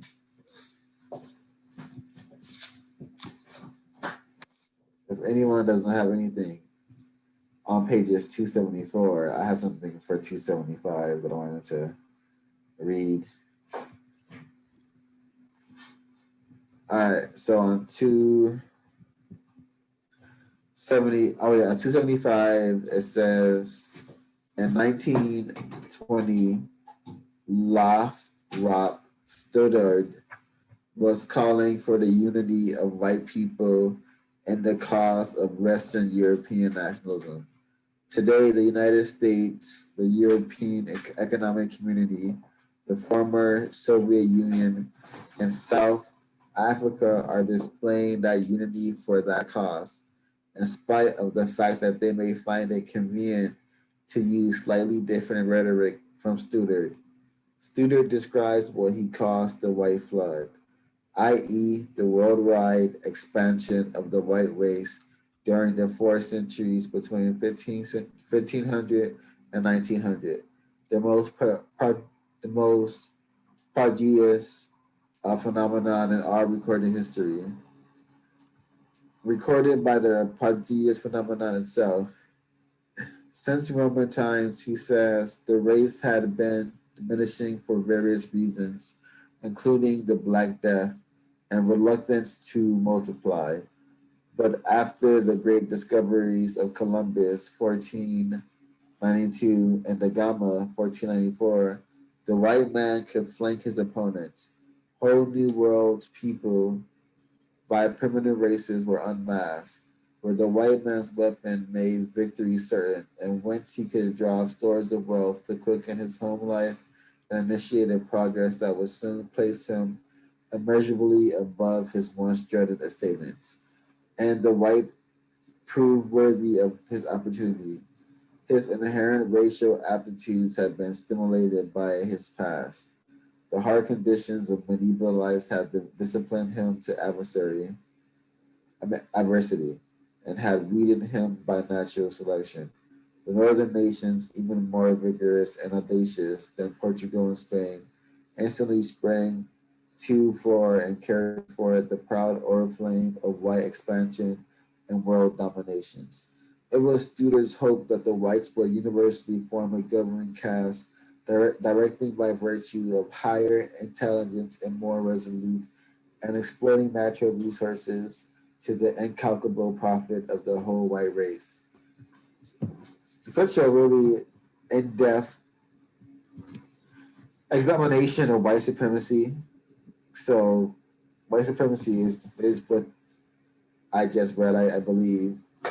Just complete domination, complete symbiotic unity where you know you are classifying yourself as white. You are trying to maintain your wealth and your positionality, therefore maintaining your genetic strengths and the possibility of your genes passing over because you are dominating people you consider hostile and your assailants. So yeah, and you have what I like about this chapter is that you have so many white writers talking about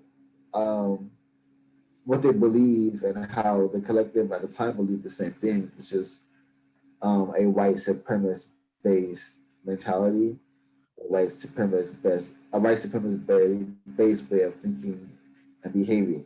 It's very white supremacist to sell the world and take over whatever you find and kill those people there, and also calling people primitive because they don't have the same armor and weapons as you do. Anyone want to respond to that? Yeah, this part, that part is very racist. Like especially like his once dreaded assailants. It just makes me think like they have like this long internal beef with black people that like just goes on that they're aware of of this beef, of this deep hatred they have for Black people. And once they were able to gather just enough power to go out and conquer, they did it. And I don't know, it's just so weird to call, like, to say his once dreaded assailants, if they're just discovering these peoples and these lands, how long have they been dreaded for? I'm just not understanding why. I understand entirely, like, this the racist insanity, but just really interesting.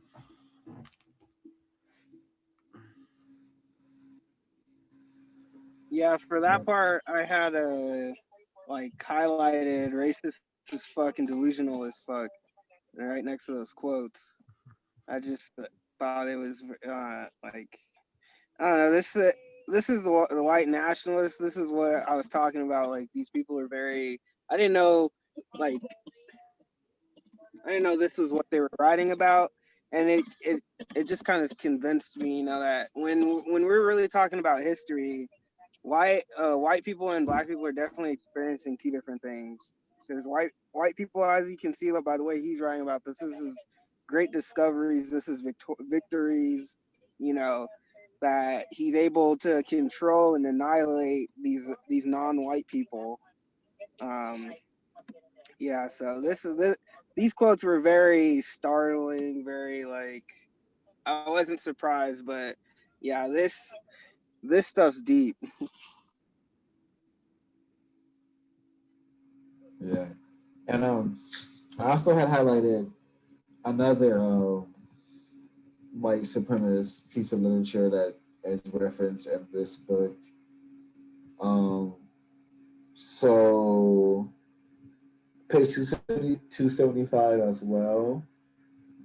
It says the following statements were made by P.W. Botha, President of the Republic of South Africa in 1985. So this is fairly recent. And this is a white man who was the president of South Africa. My beloved white Afrikaners, greetings to all of you brothers and sisters in the name of our holy blood. Pretoria had been made by the white mind for the white man. We are superior people. The Republic of South Africa has not been created by wishful thinking. We have created it at the expense of intelligence, sweat, and blood. Intellectually, we are superior to the blacks. That has been proven beyond any reasonable doubt over the years. Isn't it plausible, therefore, that the white man is created to rule the black man? Um, the themes of the European Tomorrow are what is significant in the sampling of white nationalist literature. European man, the conqueror, world savior, bearer of order, and most importantly, of civilization, superior and therefore magnanimous in his effort to impose on them the benefits of his knowledge and talents. So yeah, when I read that, that was a very very shocking thing to read. I can't even say it's shocking or surprising. It was impactful, I guess, because here you have the president of South Africa saying what I personally believe, like most Europeans believe about themselves, subconsciously or consciously, that they are intellectually superior to black people, and that they are supposed to rule the quote unquote black man. Any thoughts on that? Do you guys think this quote from the president of South Africa? Do you guys think this is Reminds me of like Let me finish the question. Let me finish the question. Uh, do you guys feel like this way of thinking and this type of superiority complexes are still pretty much accurate and still similar to this guy? I believe so. I don't think you know, this guy wasn't, I would describe it as being unapologetic about it. He was the president in 1985. I think South Africa experienced our apartheid till 94. So, I mean, this is literally like 2 decades ago, maybe 3 now or 4. Yeah, but I mean, this is, in my life, this could have been in my lifetime almost. It isn't in my lifetime, but you get what I'm trying to say is that this is very recent, and this is a global leader we're also talking about, and he's so open about his ideas, you know.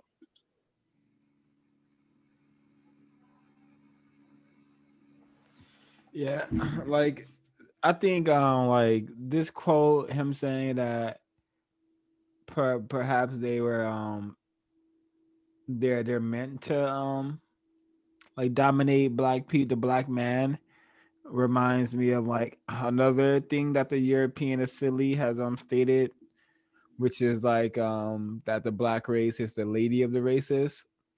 So it will make sense that the white race is intent on dominating what they perceive to be the lady of the races, the black race. So it's just like a lot of sick stuff going on in their psyche that that is being uncovered as we read this and other texts we are reading. Yeah, when I read that, it reminded me of I watched this thing the other day where they were interviewing Israeli people in the streets, and they were talking about the Palestinians, and they were literally talking about how like they deserve to be bombed, they should all be killed, even the children, and like these are like young women laughing about it because they're just like inferior and stuff. And I consider Israeli people to be white people who have moved to the Middle East, so it's not any different to me than like white people who moved to South Africa.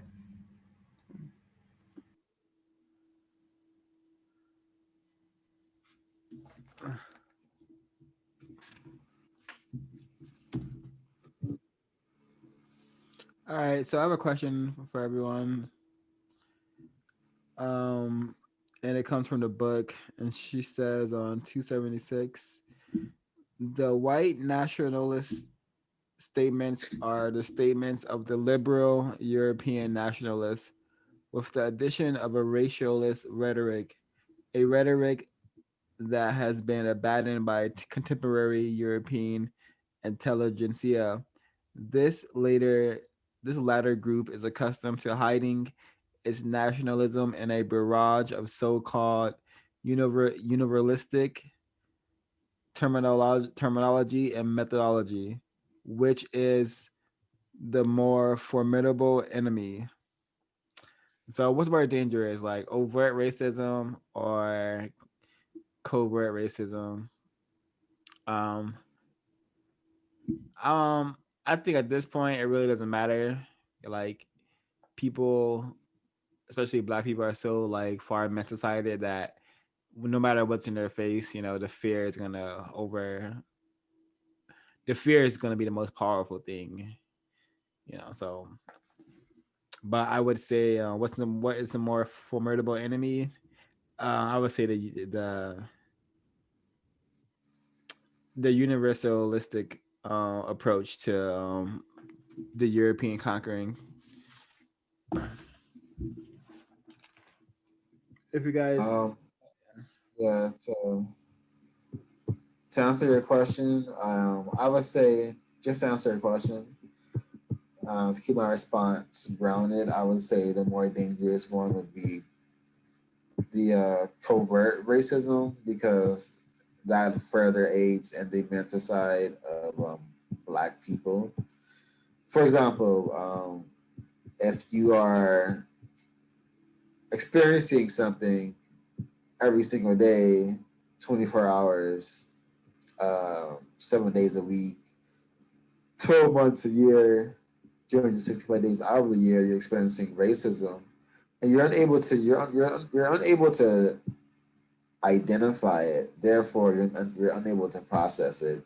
but yeah, it's something that's affecting your physiological existence and your biological existence. So but you become like you kind of become really confused about what's happening to you, and you're unable to talk about it. So you just carry this weight on you, and further like leads it further aids in the genocide. With overt racism, you're able to like understand, oh, this person is quote unquote racist and doesn't like me, but your mind is not really seeing the larger apparatus of racism, white supremacy, and I think with overt racism is that because it's overt, it often causes the emotional aspect of people to become awakened, and silly things may happen. So they're both dangerous. One of them is more like, I think, deadly. The covert racism is allows for death to happen quite efficiently, and not to really be rallied upon to stop the death from happening again. While overt racism, oh, someone gets like lynched or something, at least people are protesting and making hashtags out of them.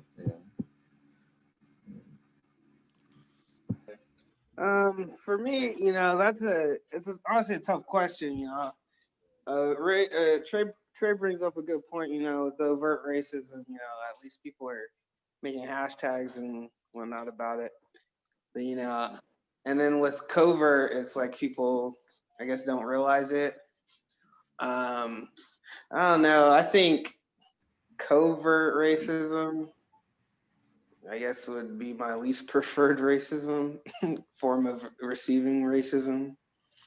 I think that with that, it just can further, I feel like the results with that can be catastrophic, just because you get so many people mindlessly moving towards a goal that doesn't benefit them because they don't know any better.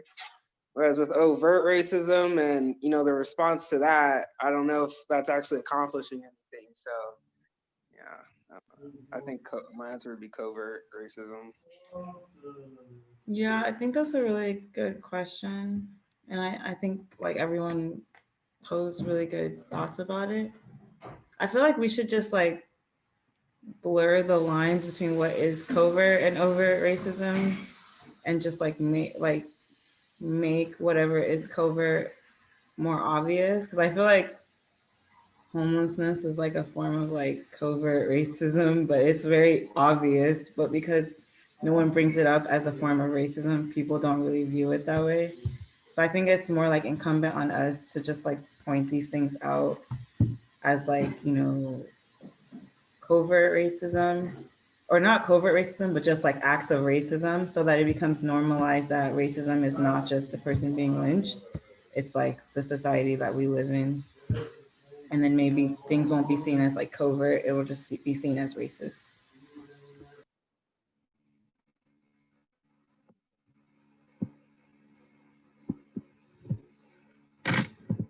Very good answer.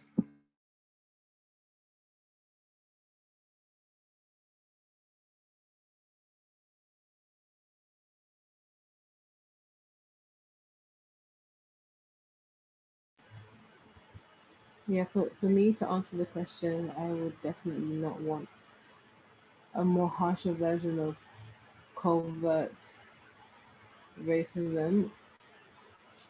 Um, it already kind of exists. Like covert racism is kind of police killing unarmed black men consistently. Breonna Taylor not getting any. That's covert. It's open. You can say, yeah. That's my idea of covert anyway.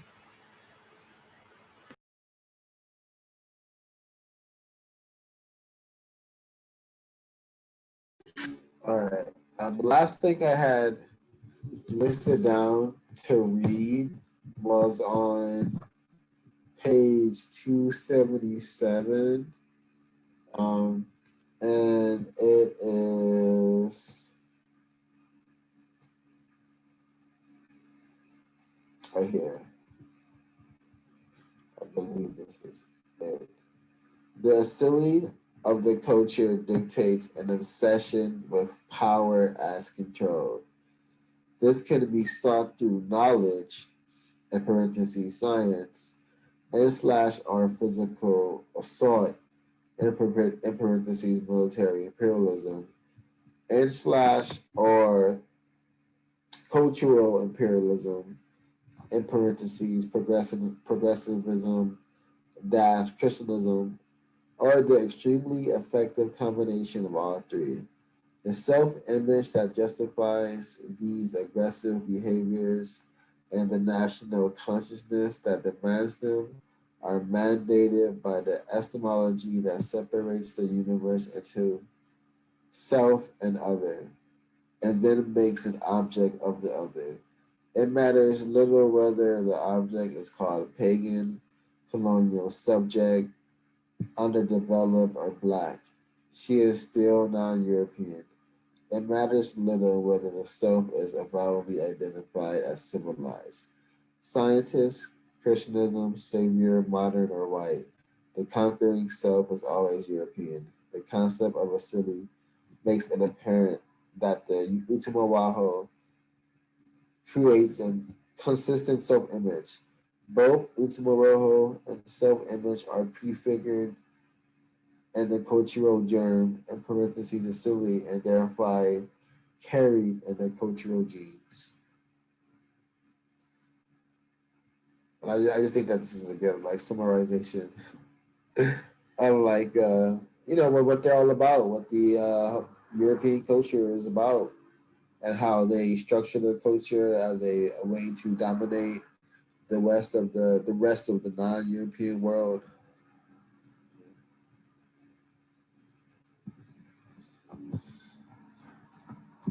Yep.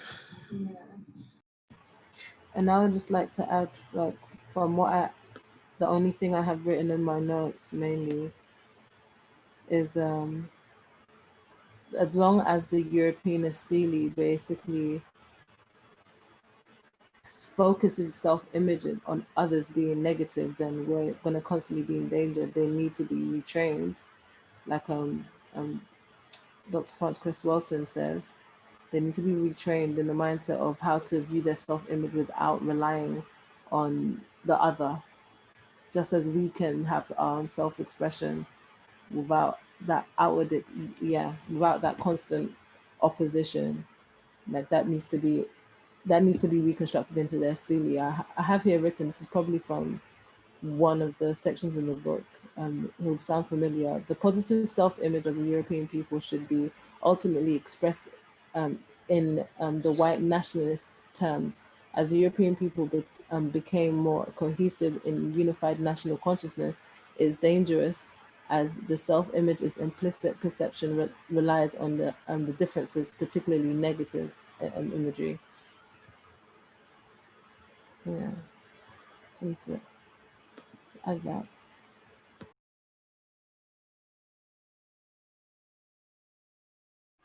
Well said, Trey and Mario. Man, this chapter just like this race problem and just seems so out of hand. Like the psyche of these white people is just that of like utter abomination, diabolical, malicious. And the psyche of black people, non-white people, is that one of destroyed, mental-sided. So, and I'm just really grateful to have this group and to like be aware of what a counter racist is and what that looks like. Because geez, man, it's this problem, man. This problem. But anyone like to share anything? We're getting close towards the end. Yeah, I agree. I wouldn't say that. I wouldn't say the more I learn, the more the problem looks out of hand. I say the more I learn, the more I get closer to the solution.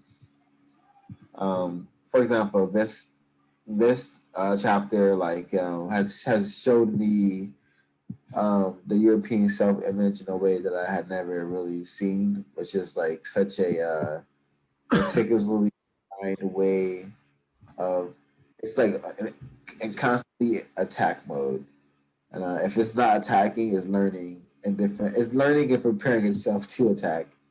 Um, and yeah, I'm happy for this group as well as to have people who are aware of the genocide and aware of racism, white supremacy, and who aren't afraid to talk about reality as it is in its current state, which is the reality that has been co-opted and dominated and controlled by white people majority, and it's a white supremacist society. It's a white male dominated society.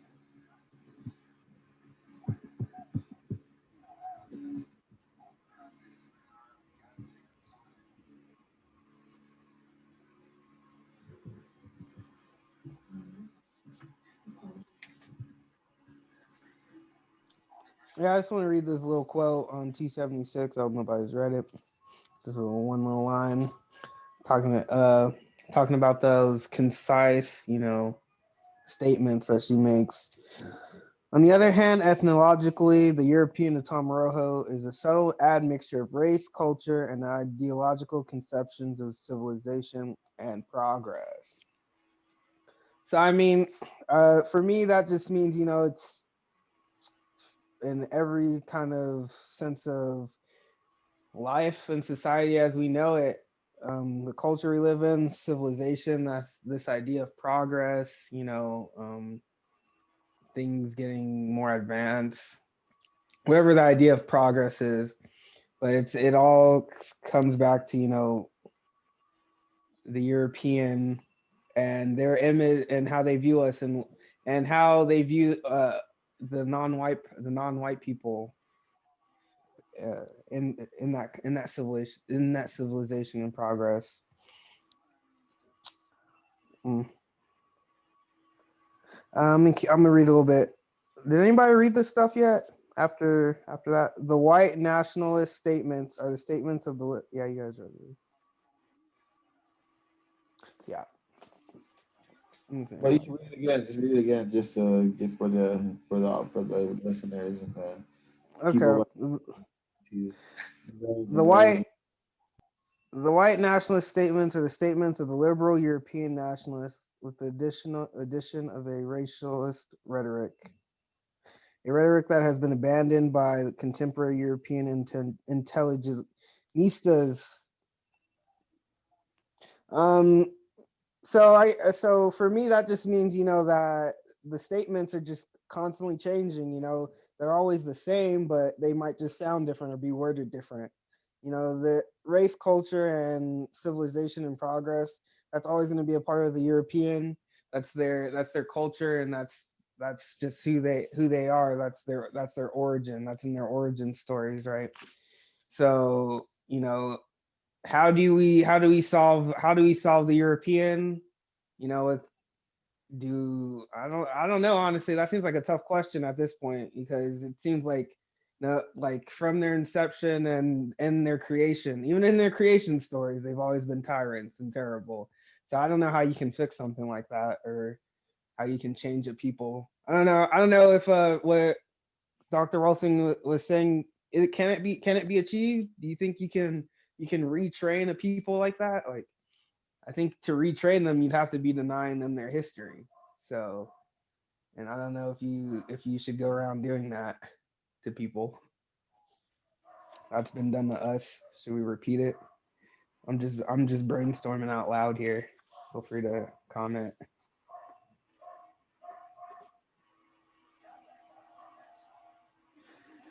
Hmm. Did you say retrain white people? Isn't that what Dr. Olson was saying? You got to retrain, or so. I may have misinterpreted that. I think Mary may have mentioned something about retraining. Yeah, I'm not sure what chapter, but Dr. Frances Cress Welsing does mention maybe the future generation can provide some form of like therapy, or like something that counter that literally counters the white European mentality, and we had asked each other, do we think it's our responsibility to do this, or do we just focus on ourselves? And for a lot of money, yeah, but really and truly, we should focus on ourselves. But it does need to be done. The retraining is 100% necessary for the sake of, or ignoring it is necessary if they want to continue to be a part of evolution and our lives, because we're going to have to separate at some point, or just like go defend ourselves, go to Africa and like fortify the laws there, make them have to pay equally or adjust, you know. Uh, I don't think I don't know if Maybe that I ties don't to think you something can you're saying, really. but I'll just like trail in terms of retraining the European mindset through our forms of therapy. I don't know if you can. Nah, the only way you could train a white person is by defeating them in war. And we're not meant to go to war with white people, especially their kind of war, using their arms. It's just not a winnable battle, especially you know. So we have to like get critical mass of black people and whatever so-called non-white people who want to help solve this problem, and the white supremacists will either be dealt with by deciding to end the problem or through other means, you know, or we may be dealt with. Everyone who wants to end a problem may be, you know, killed, and that's much better than living in a slave system. I agree. My manifestation of what that looks like would be something along the lines of Attack on Titan, where you just kind of wall up Europe. You retrain them to know that they're evil, tyrannical people that should not leave this place, because they, every time they do, they just destroy the world. So I think if we're brainstorming ideas of what that should look like, that's what that looks like to me. Yeah, It has to I be think like a titanium dome, yeah, so they can't escape. Like yeah. can't be a wall. Yeah, like, I would say yeah, another way to get white people to stop killing black people is that if as many white people are being killed as many like if more black, if like, okay, say for example, you know, every time a like Tamir Rice dies, a little Chad dies, you know. So when, if whites were being killed at greater or equal numbers to whites, that may encourage the white supremacists to you know, stop practicing racism. But mm, we are not at a capacity to create such realities. That's actually a group in Toni Morrison's book Song of Solomon. They're called like the weekdays, and every person in the group has a day, and if a white person dies on that day, the black person the next week has to, oh no, sorry, if a black person gets killed by white people on that day, like a Sunday, like there's a bombing, then the black people in that group, whoever is Sunday, the next week has to do the same act to a white person.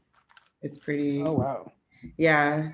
It's Is a, that fictional or is that real? it's fictional, but it's just funny Oh, that Swad said that because it's exactly like that group in Song of Solomon.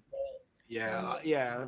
But like, I think Well, like what I'm saying is a compensatory. You know, like, all right, kill George Floyd. Let's go kill you know, Brad White. You know, so mhm. like, so this you know,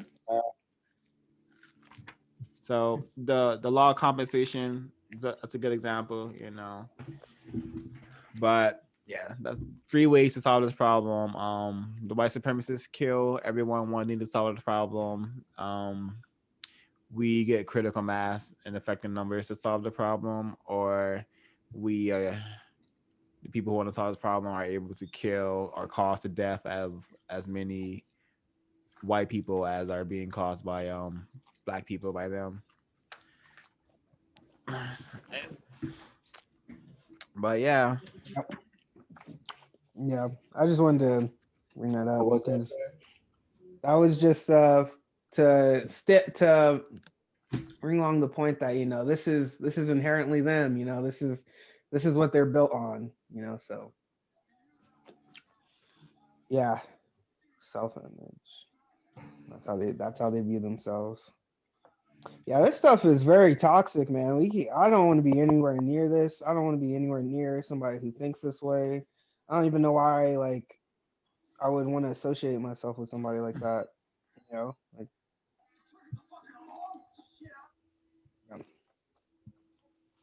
yeah, man. It's like, I agree. I agree. yeah. So imagine having like a friend who's Italian and they're just like they love Mussolini. Yeah, that's yeah. No, can't. yeah, I 277. can't.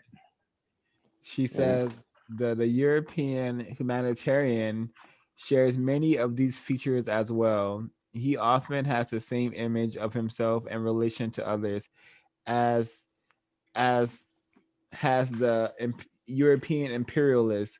Both believe they are in possession of an absolute truth that they would share with the world, like it or not. So no matter what, like no country has ever been able to like say, you know what, European white people, I want nothing to do with you. No country has ever been able to like shut their doors. Whereas white countries always shut their doors to brown countries and black countries, so-called countries. Like for example, North Korea completely isolated, Haiti completely isolated. But I say this because like the Europeans, they cannot be stopped. They just go wherever they want. Just they have dominion over time and space. They would have us believe. You know.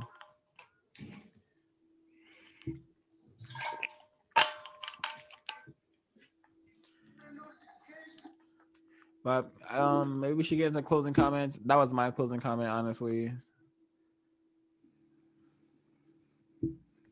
Yeah, I'll go closing comments. Yeah, the more that I read this stuff, the more it's like really sick the way these people think and exist. And I feel like it's like it makes me very unlikely to interact with white people, very unlikely to like just being much more mindful of how I interact with white media and things like that, because I personally think that the conditioning and the asili is too deep. I don't really think I feel like any interaction with them is just further like tainting your brain, and it's just like further adding toxicity to your brain. So it's just not as much as possible. So yeah.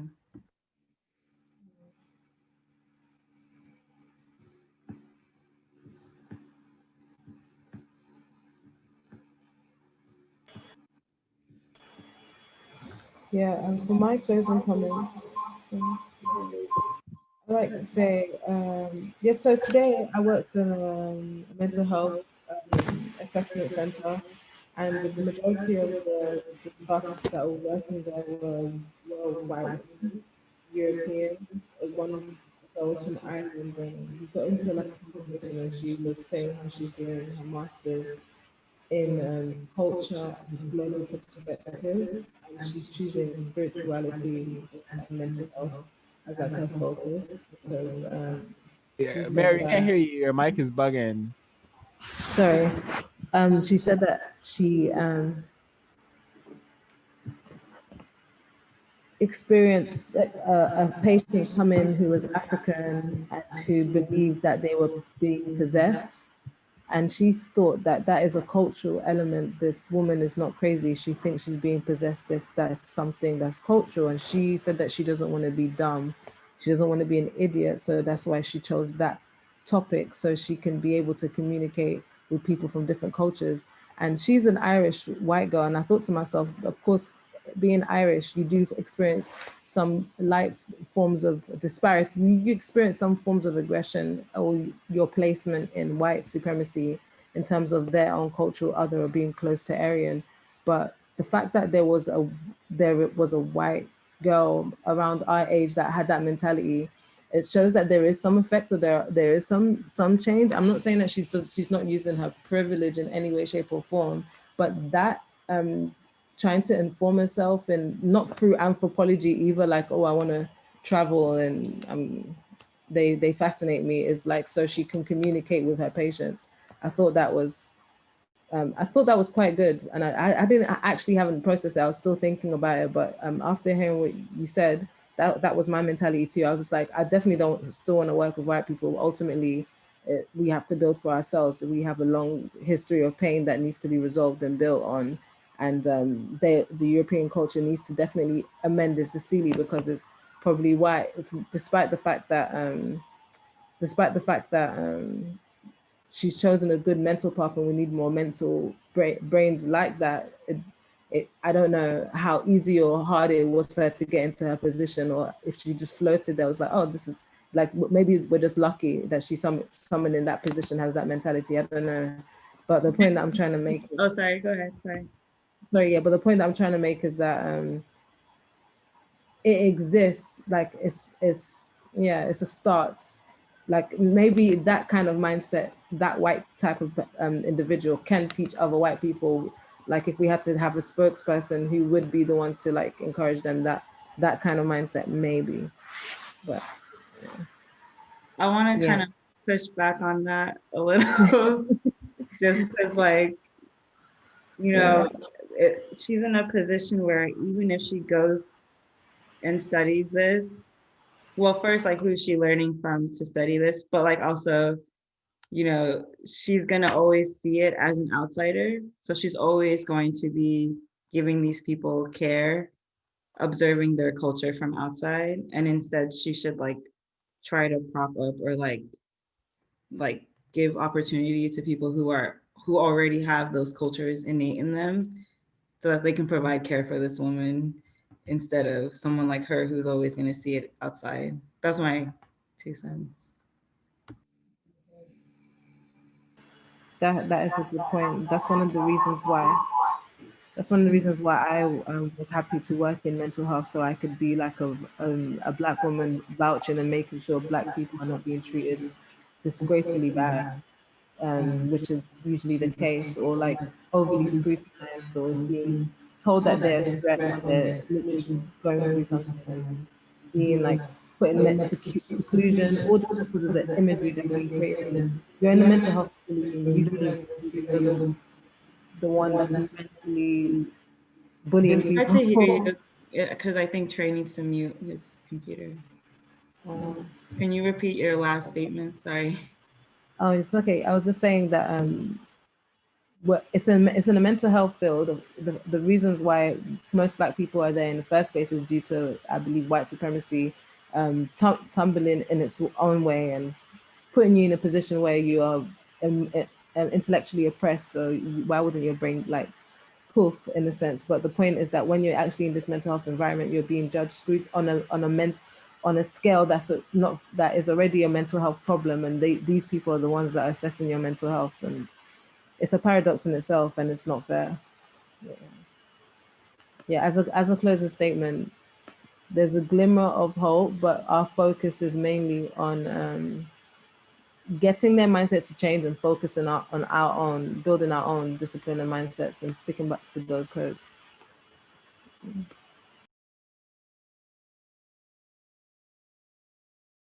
Yeah. For my closing statement, I'm going to keep it short. Given what the author has been, exposing us to, I can confidently say I have zero desire to ever build anything that would be considered worthwhile with anybody of European origin or descent. It's painfully obvious that these people cannot be trusted and never will be trusted and never can be trusted. Yeah, I think as minimal contact as possible with these people, and just like Mary's saying, I just hope that I don't know. I don't want to fall for it.